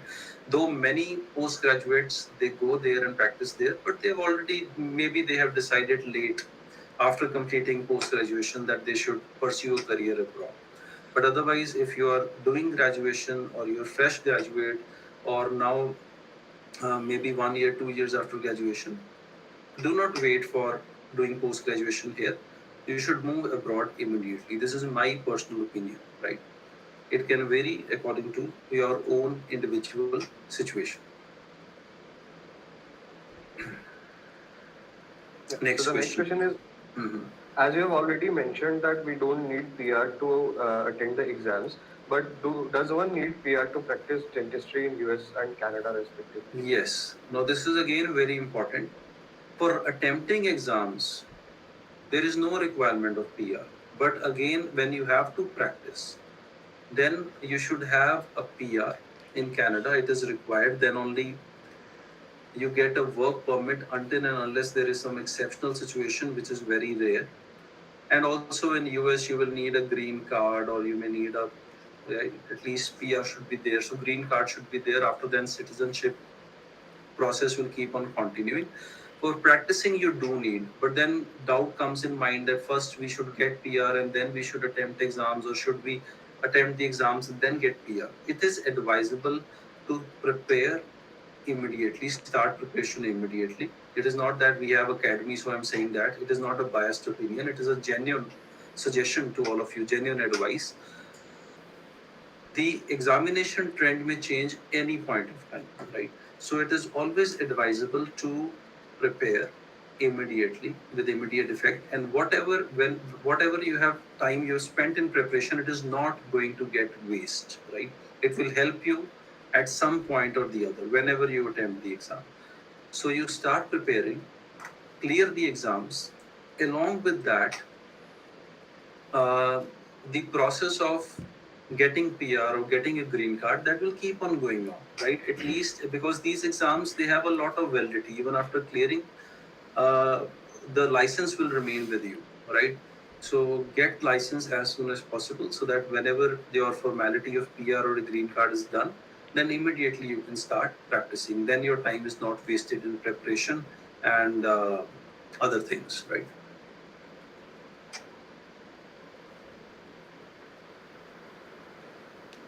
Yeah, so the next question is, what is Yes. the most job secured and booming clinical branch in dentistry? So actually, this question is kind of more of related to Indian scenario. Little bit application this question has in abroad also, but I'll try to answer that.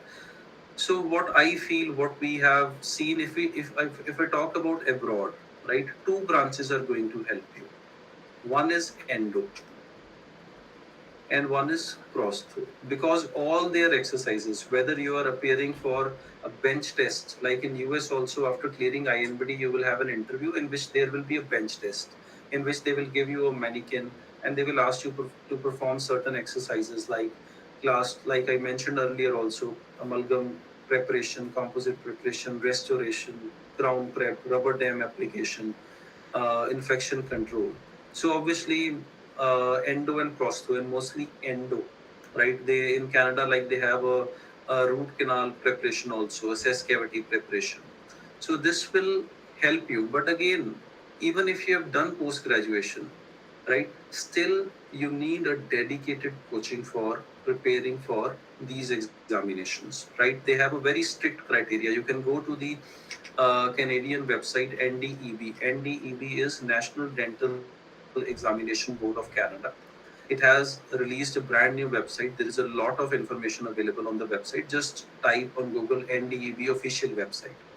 There they have given NDECC protocol, right? In the protocol, they have given all those 7 exercises, and in each of the exercise they have given a criteria, right? Passing criteria and failing criteria. Just go through it, right? They have given what should be the depth of the pulpal depth, what should be the isthmus width, how the S curve should be in amalgam preparation, right? So for that you need dedicated training, not very long, 1 to 1.5 months, 2 months. And we have center here in Chandigarh where we have dedicated mannequins, exactly the same what you are going to get there in the INBDE bench test or the Canadian NDECC exam, and there is a dedicated program for that also, right? So if we talk about branch, endo is the branch which will help you as far as abroad examinations are concerned, and prosto will have a little bit of role. Otherwise, all branches are good. We have respect for each and every branch. And if you are pursuing MDS here, then you should always go for a branch in which you have interest in, right? I may be good at endo, you may be good at oral surgery, right? So it is individual preference, right? So let us move to the next question. So at the end, I would just like to request you to end this questionnaire with one statement or a take-home message to motivate all the dental aspirants regarding the dental field and its fraternity. It's a very interesting question. See, dentistry is an excellent branch, right? It just needs 3 or 4 things. One is hard work.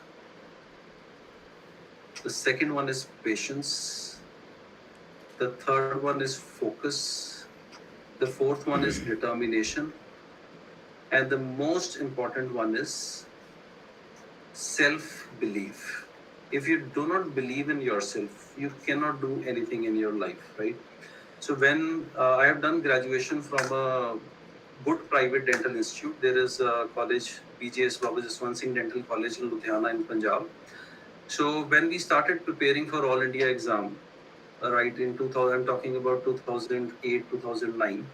So none of our seniors had cleared All India exam till that time. So everyone used to say that you have thought something which is very difficult, it cannot be achieved. And but we kept self-belief, and by God's grace, I was fortunate enough to get a guidance from someone who had just cleared All India exam in 2009. I had attempted in January 2010. So I kept on following blindly, and I had this self belief that I can do it. If nobody has done that till now from our college, how does that matter? So that self belief, hard work, focus, and determination for 10 months. I just gave 10 months for thorough preparation, but that in college also we used to study, and after college also, and after internship also. And the result was that I could clear the exam in first attempt. I had all India 86th rank. So if you believe in yourself, then only you can achieve anything. And dentistry has no limit. You can take it to any, you can take it beyond boundaries if you know what to do and at what time it should be done, and you remain focused and believe yourself, right? So this is the message which I give to all the young budding aspirants. I know your situation. There are a lot of questions in the mind, right? They should come also, then only you will be able to achieve something. So whatever you are targeting at, write it on a piece of paper and stick it wherever your working area is, your studying area is, wherever you sit and do the hard work, right? And just think about the target. Don't think about anything else. Leave everything. If you work hard for this particular duration of time, you can really enjoy your rest of the life. This is the time to actually work hard, right? Thank you so much.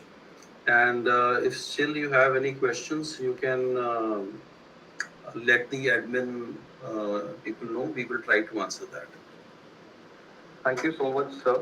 I would like to thank Dr. Simranjit Singh from the core of my heart for sharing his valuable experiences and observations with a live audience.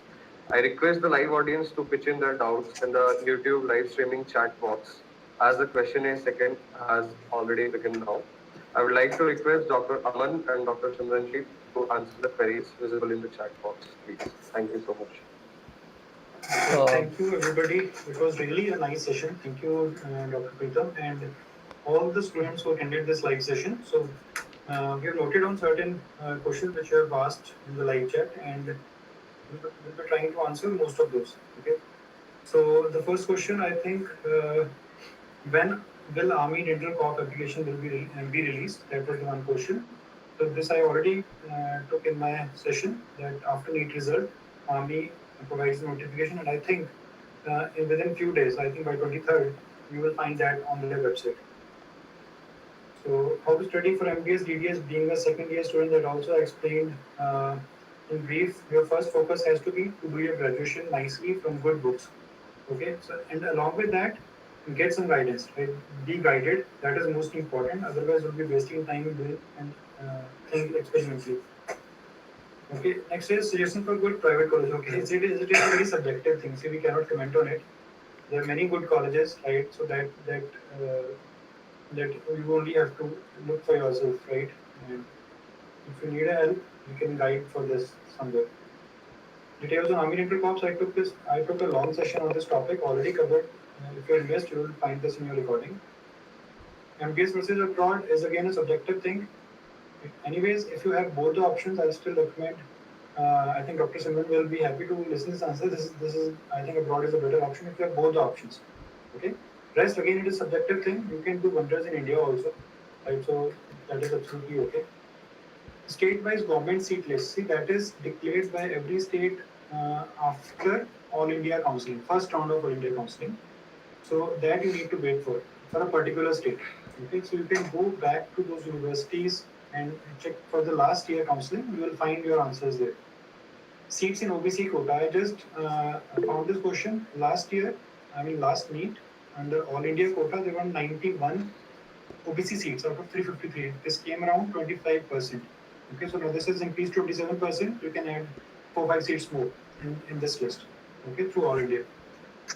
Okay, next is what all is asked in interview Army Dental Corps. Okay, see, it is a very broad question, but briefly I can tell you, they are not looking for a dental student. Okay, that thing you need to keep in mind. They are looking for an officer. Okay, so dental student, you already know, you have cracked the NEET, you got a good rank, that is why you're called for the interview. But those things you take out of your mind and focus. You behave, you talk like an officer, be confident, be clear, and that is most important. That is briefly what I can tell you for Army interview. Okay. DDS fee structure already told. Dr. Simon has told this in detail. Uh, Books to be referred for Army Dental Corps. See, Army Dental Corps, as I told before, is through NEET exam only. So whatever you're reading for NEET is of course more than sufficient. There are 10 TechMe branches. Offline branches are in Chandigarh, Jammu, Ludhiana, and was in Delhi also. So hopefully we'll find it in Delhi very soon. Next is okay. Scope for forensic odontology. It is a little off-track topic, but anyways, it is again out of interest. You can go for it if you find interest in forensic odontology. It is a good field to progress. So thank you so much. And also there were been questions regarding. So is there any other option apart from DDS abroad? Okay, Dr. Simran will be So- answering this. Okay, can you repeat the question? So the question is, like we have an option as DDS after or BDS abroad. Are there any other pathways? Are there other options apart from DDS abroad? See, as I told you during the session also, that since we are leaving India, right, as a dental surgeon, we should always aim and keep our focus to get admission into DDS or go for the equivalency process in Canada, right? Still, if you are not able to do that, then if you talk about dentistry, there is option of dental hygienist, dental assistant. Hygienist is better than assistant. And if we are going to leave dentistry altogether, then you can go for hospital administration courses. You will remain associated with the medical field, right? In fact, I remember some of my batchmates, there is a good option of, it is totally not related to dental, but this medical nurse option is also there.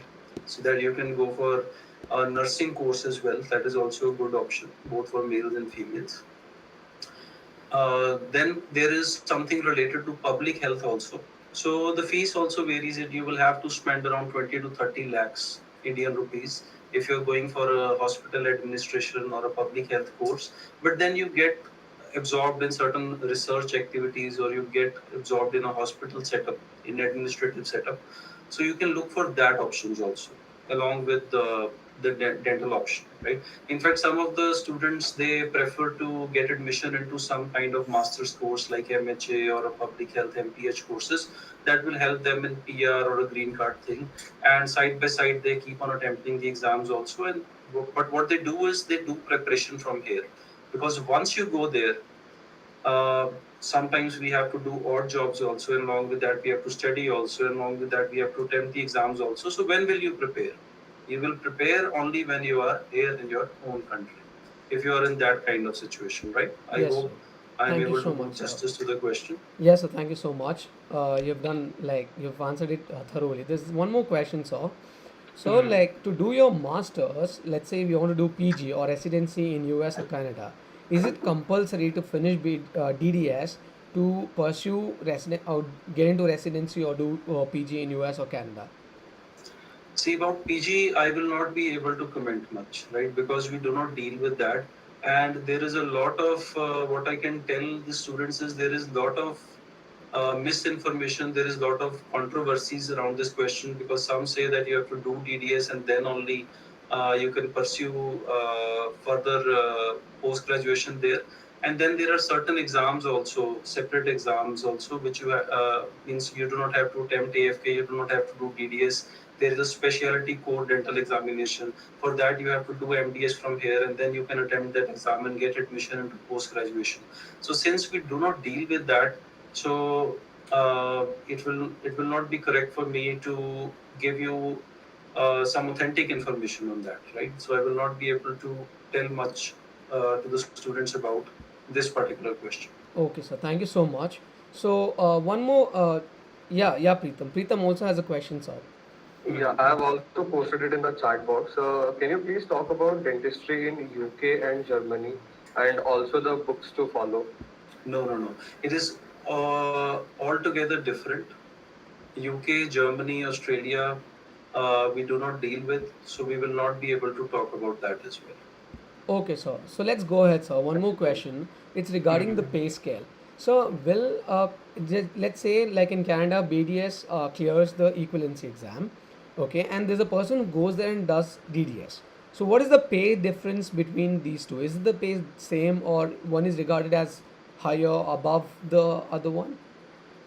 See, the pay scale will not vary much if you're doing practice in the private practice, right? But getting into research, what is the difference? What difference is there? If you want to work as a professor in some university, like, so if you want to do an academic job, then DDS will be preferred, right? So then DDS will be preferred. Otherwise, to, because one thing I forgot to mention, it is good that you brought this up. Even if you, when you have completed DDS, one person has completed DDS, another person has completed all the three examinations. Kindly mute yourself, someone's mic is on. So one person has completed DDS, one person has attempted all the three exams of equivalency in Canada: AFK, ACJ, Assessment of Clinical Judgment, and National Dental Examination of Clinical Competence. Both are at the same level as far as NDEB is concerned, because both of them, they have to attempt two more exams. One is NDEB written examination and one is objective structured clinical examination. Whether you are DDS, whether you are an equivalent licensed dentist, to get the final license, two more exams have to be written. Though the exams are very simple, they are like cakewalk, almost 100% success rate is there. But both of them, DDS guy as well as the person who has completed equivalency, they attempt NDEB written examination and OSCE, and then only they will get license to practice dentistry in Canada, right? There will be no discrimination in private practice, but yes, when you go to a university setup, then a DDS will be preferred, because degree is always a degree, right? So that is a minor difference between the two Yes. processes. Thank you so much, sir. There's one more your opinion question. So, is it advisable to do MPH, MHA, and then prepare for NBD, or is it like directly it's better to go for NBD directly? What is your Yes, like personal I choice? mentioned just a few minutes ago, that preparation will never go waste, right? You have time here. Why to wait to go to another country, then open books, right? What are you going to do in internship? What are you going to do if you're a graduate now, right? Means doing graduation now, or you're here in India, you're working in a clinic. What will you do in the evening or in the night? Dears, pick up the books and start preparing. That will help you, right? So it is always better to prepare for these exams from here. Many students do this. That is why our course validity also for abroad exams is around 2 years from the date of joining. So why we have given that 2 year validity for abroad exams? The reason is that you start preparing from here. Your profiles will remain active. You get access to the online lectures. You go there, do whatever job you want to do. You get admission into whichever course you want to get admission. Just revise there. Do not read something new, right? So just go there, revise, and then you attempt the examination. Along with that, you keep on pursuing your MPH. And it is always advisable to finish your exams, clear the exams by the time you finish your master's degree there, maybe MPH, maybe MD, maybe some hospital administration. And likewise, if you are doing graduation, especially the second year student or third year student who's aiming for practicing here in India, you want to do MDS, or you want to go in army, or you want to go for a government job or a JR ship exam, it is always advisable to start early. That is why the foundation courses are there, in which you get validity till you are eligible to write NEET exam for the first time. Like if you join in second year or third year, you will remain associated with us till you attempt your NEET after your internship, right? So that is why this is the purpose of this session, to create awareness among students about the various options which are available and when to start preparation. We are always, as a dental student, I was always confused. There was nobody to talk to me around 12 to 13 years back. There was no academy where we could go and speak to. There was no this kind of wonderful association which has worked a collaboration between us and the students and the aspirants, right? So we were always confused. But now luckily we have platforms where students can come up with such doubts and we can discuss them And we also feel very happy, we get satisfaction that we are able to answer such questions. Sir, to be really Right? honest, thank you so much for all your time. And sir, this question is for Aman, sir. Sir, there was a Okay. question that our student got around 200 ranking, 212 to be precise. He says, sir, Okay. what are the chance of getting into a clinical branch in like government dental colleges or any of other colleges, esteemed 200, universities? 212 means 212. Is it so? 212, sir. 212. 212, yeah. So there is a very good chance. Very good chance to get a good clinical branch in a government college. E- Surely. even for the general category as well. Yeah, even for the general category. Even for Oh, the general category. oh, Clinical branch, see, I don't know what you look up in a clinical branch. Clinical branch will vary from cons, endo, ortho, prosto till perio and pedo also. Right, so perio, pedo will also be possible. I'm not very sure cons, ortho or prosto, but yes, perio, pedo, high chances. Very high chances. okay. Thank you so much for your valuable time, sir. There's still the platform is open to questions. If students Yes, have yes. any more questions, you can ask. Yeah, most welcome. Sir, apart from this, one more question, sir. Is there any trusted agency just for dental students in India? Apart from like there are IDP which deals with dental as well, everything in the like it's a broad spectrum, you can say. Is there any consultancy which is there in India for linking like linking abroad and Indian studies for See, dental? it is a public platform, so we cannot comment, we cannot recommend any agency, neither do we have tie up with anyone. Though most of the agencies, what we see here in Chandigarh also, they are dealing with each and every course, right? That is why in dental, what we do is like, personally also we have consultants associated with us who, as a dentist, have cleared all the steps, like in US as well as in Canada, and they are practicing dentistry there, and they are more than happy to help you. We serve as a bridge between them, like the student who joins the academy, we get the student in touch with the consultant, and they charge a very reasonable fees, and we are just a bridge between the consultant and the student. So they will help you in various how to apply for dent pen, how to apply for INBDE exam, or how to apply for AFK exam. So they help in that, but otherwise professionally we cannot recommend any private agency from this platform. Yes, sir. Thank you so much for your question, valuable question. Sir, are there any recommended books for, let's say, for Indian NEET? Like, so Aman, sir, is there any recommended books for NEET? And so, are there any recommended books for BD and also for AFK? Okay. See, for NEET, I've already taken this, I guess. NEET, there are majorly two books which are followed for base to common base, that is Dental Pulse and Dentist. Along with that, which is the book which is a must buy, is Dental Triplet, because that is for the past papers.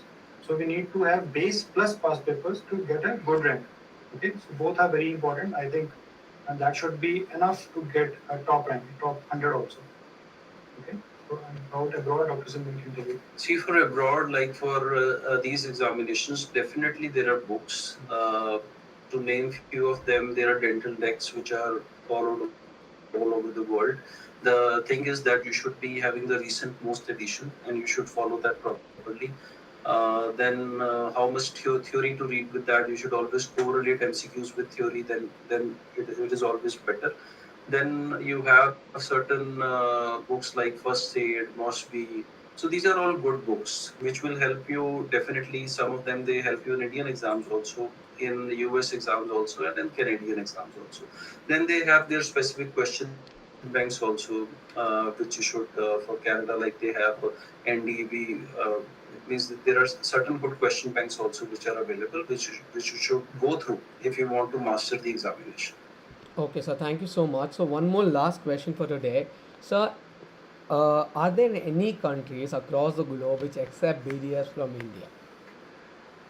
Are there any countries? Across the globe which accept BDS degree from India? See, in Australia, again, basically Canada is also accepting. You have to write the exam, right? Equivalency. Clear all the three steps. That is why they have started equivalency. Otherwise, you should have uh, you had to study there. That is why Canadian option is now a good option. 10 years back, there was no option of equivalency. Then in Australia also it is there. You have to clear written examination and you have to clear again clinical examination, and you can practice directly. Recognition means you have to attempt the exams and practice there, right? You do not have to study there. You do not have to invest anything, your time and your money in studying there. Then there are Gulf countries also, right? They have their examination, uh, which is conducted, and then you can. There are different rules. I'm not very well aware of about the Gulf countries, but yes, these are U.S., Canada most preferred. Then comes Australia and Gulf countries, and then like you mentioned about UK and Germany. These are the 5 or 6 countries which are dental students they usually head for, right? After completing graduation. And what we have seen over last 12 to 13 years, US and Canada. Most of the students they go for these countries. So after that, like what I've heard, like this is my personal experience. People have gone to Mhm. US.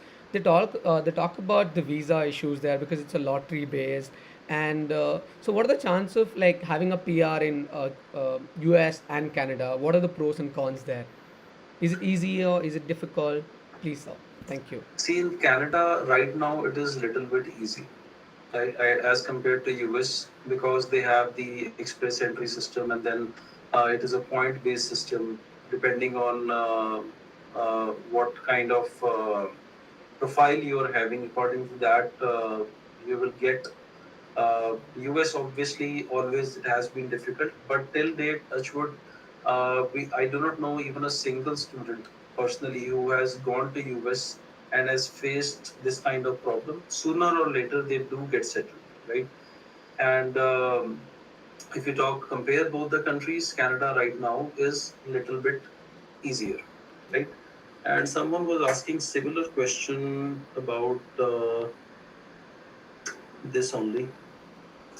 Is PR required for DDS? Someone had asked this. Yes, for doing DDS in Canada, PR is mandatory. For doing DDS in US, you need a co-signer. PR is not required. Should be a citizen who will take guarantee for you. Then only you get the loan, and then you get admission into DDS.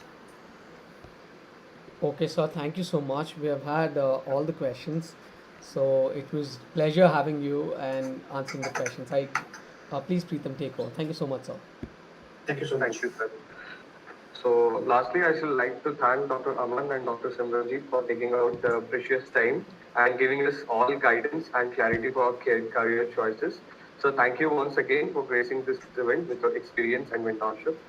Now, I would like to request our Honorable Vice President of Team Karnataka IDS, Dr. Mofik Mehdi, to commemorate this event by presenting e-certificates to Dr. Aman and Dr. Simranjeet. So, please. Thank you so much for your valuable time and giving us all the guidance and all the queries, answering all the queries. It was really helpful and was of great help. So thank you so much for all of it. Thank you, dear. Thank you so much. It was a pleasure talking to the student live, answering their questions, because this is an amazing platform, right? As Dr. Simran said, it is an amazing opportunity for students to know things which they always think of and never got the right answers. So I hope it helped everybody. Yes, sir. and Thank you it so will much, help them sir. in future. Here's a small token of appreciation from IADS Karnataka team for all your Thank you so efforts. much. This is a small certificate of I can to keep you, sir. hands This like is this very and thank less. you so much. Yes, this is an online thing. Yeah. Thank you I so can much see for that. your valuable Thank time, you. and also thank you so much, sir. Simranjit sir, for all your Thank time you. and Thank clearing you all so the much. doubts regarding INBD and everything. It And was wonderful. Your team is really great. You have put in a lot of effort Yeah. to get everything streamlined, right? I know it took a lot of effort in getting this streamlined and done. thank you so much, sir.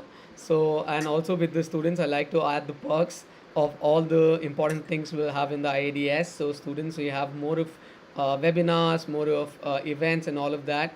And with IADS Karnataka. So, stay tuned, make sure you all are active, and also, like, we have created groups. So, make sure it is of help for you for your studies, be it your, you can say, dental courses or be it upgrading your knowledge regarding studies and everything. So I thank you all for being with us today, and I would look forward to seeing you all again in our coming events. Right, like I said.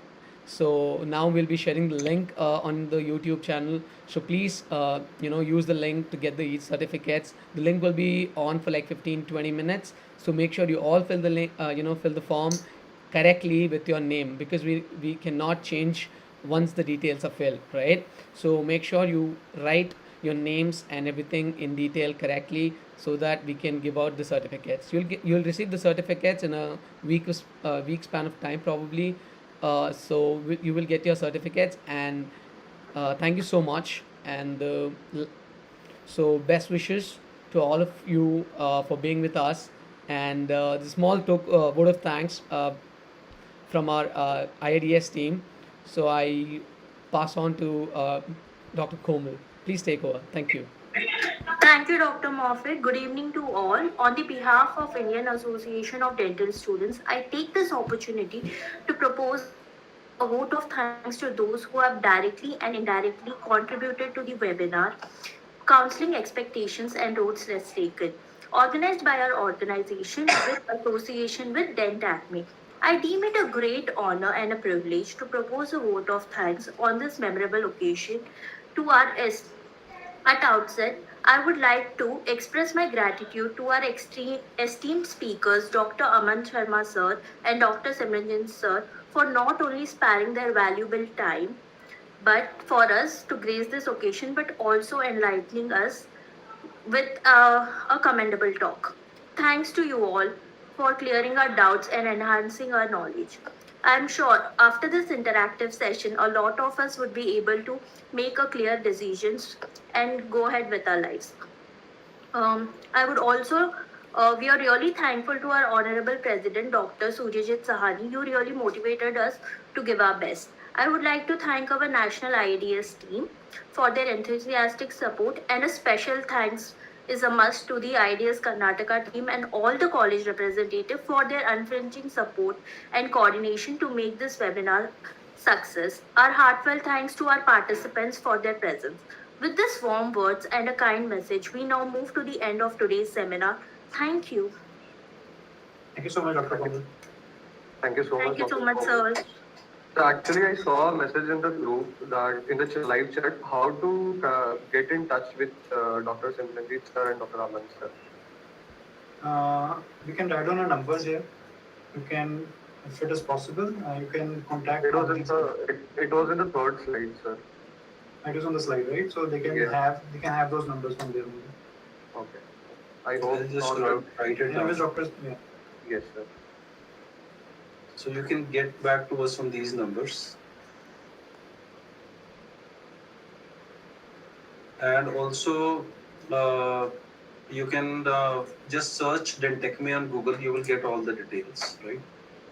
Just search Dentecme on Google. So all the website, everything is there. And also there is app on Play Store as well as iOS. So you can download the app of Dentecme from there. Just search Dentecme. You will get all the details. Right. Thank you so much. We will be sharing the link in the YouTube right now. Students, please fill in the details. Dr. Preetham will share the link. Yeah, Preetham? Preetham, please share the link. So it'll be Sure, sir. Give me 2 minutes, I'll share it. Yes. Once again, thank you so much, everyone, and thank you so much, sir, for all the help. And definitely, we'll get back to you. Especially, I'm also looking for it, so I'll be the first one to get back to you regarding this. So, thank you so much. All right. Thank you so much. And to take care. Best wishes.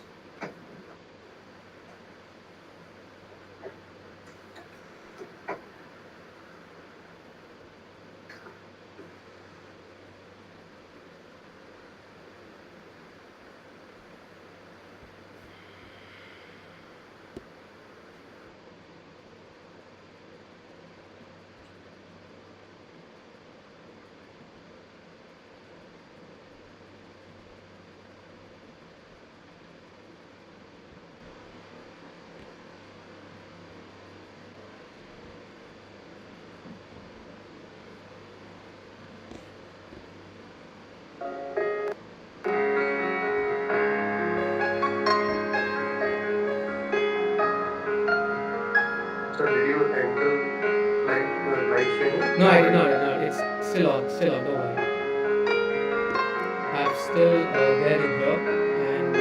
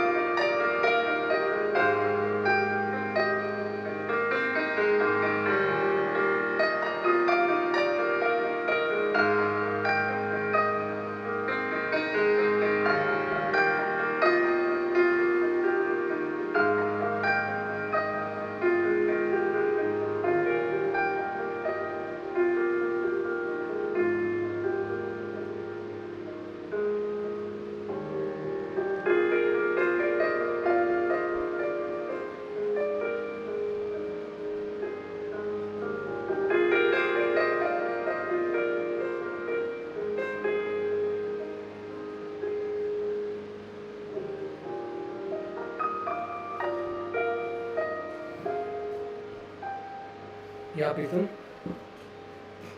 You're leaving the meeting, but okay, fine. We will stop streaming, but okay.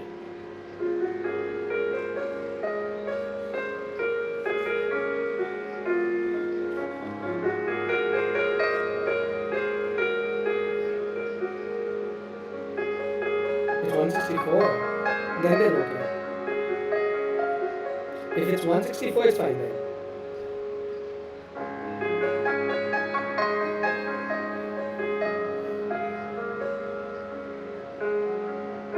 250. Yeah, well, no, that's why like not everyone might be able to get the certificate. That's why let's send. Hmm. Okay, fine.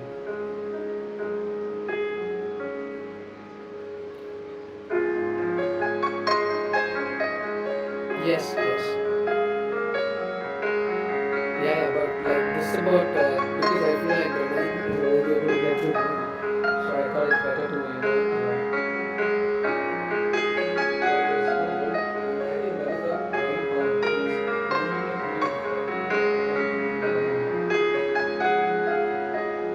let's wait for like 5 minutes. You leave the meeting and go in the meeting.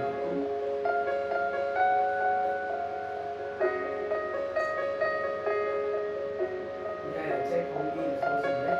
Let me know before getting responses. You wait for 5 more minutes then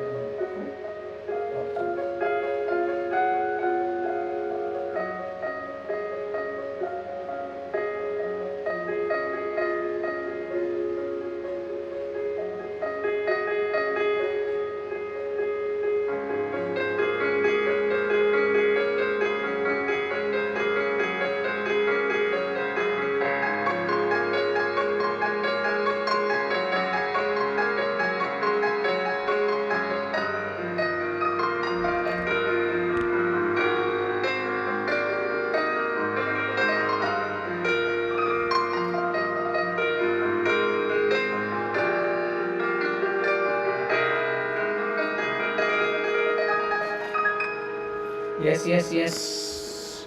Can you all tell?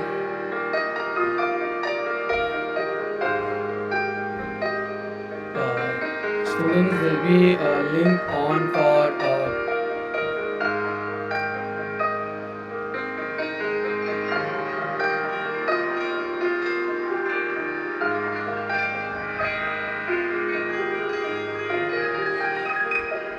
Yes. Can you all tell? Students, the link, everyone, the link will be open for 5 more minutes. So, students who did not fill the form, make sure you all fill the form so that you get the certificates. Yes, the link will be open for 5 more minutes and on the live chat only. So, make sure if you haven't filled the form, please do it ASAP.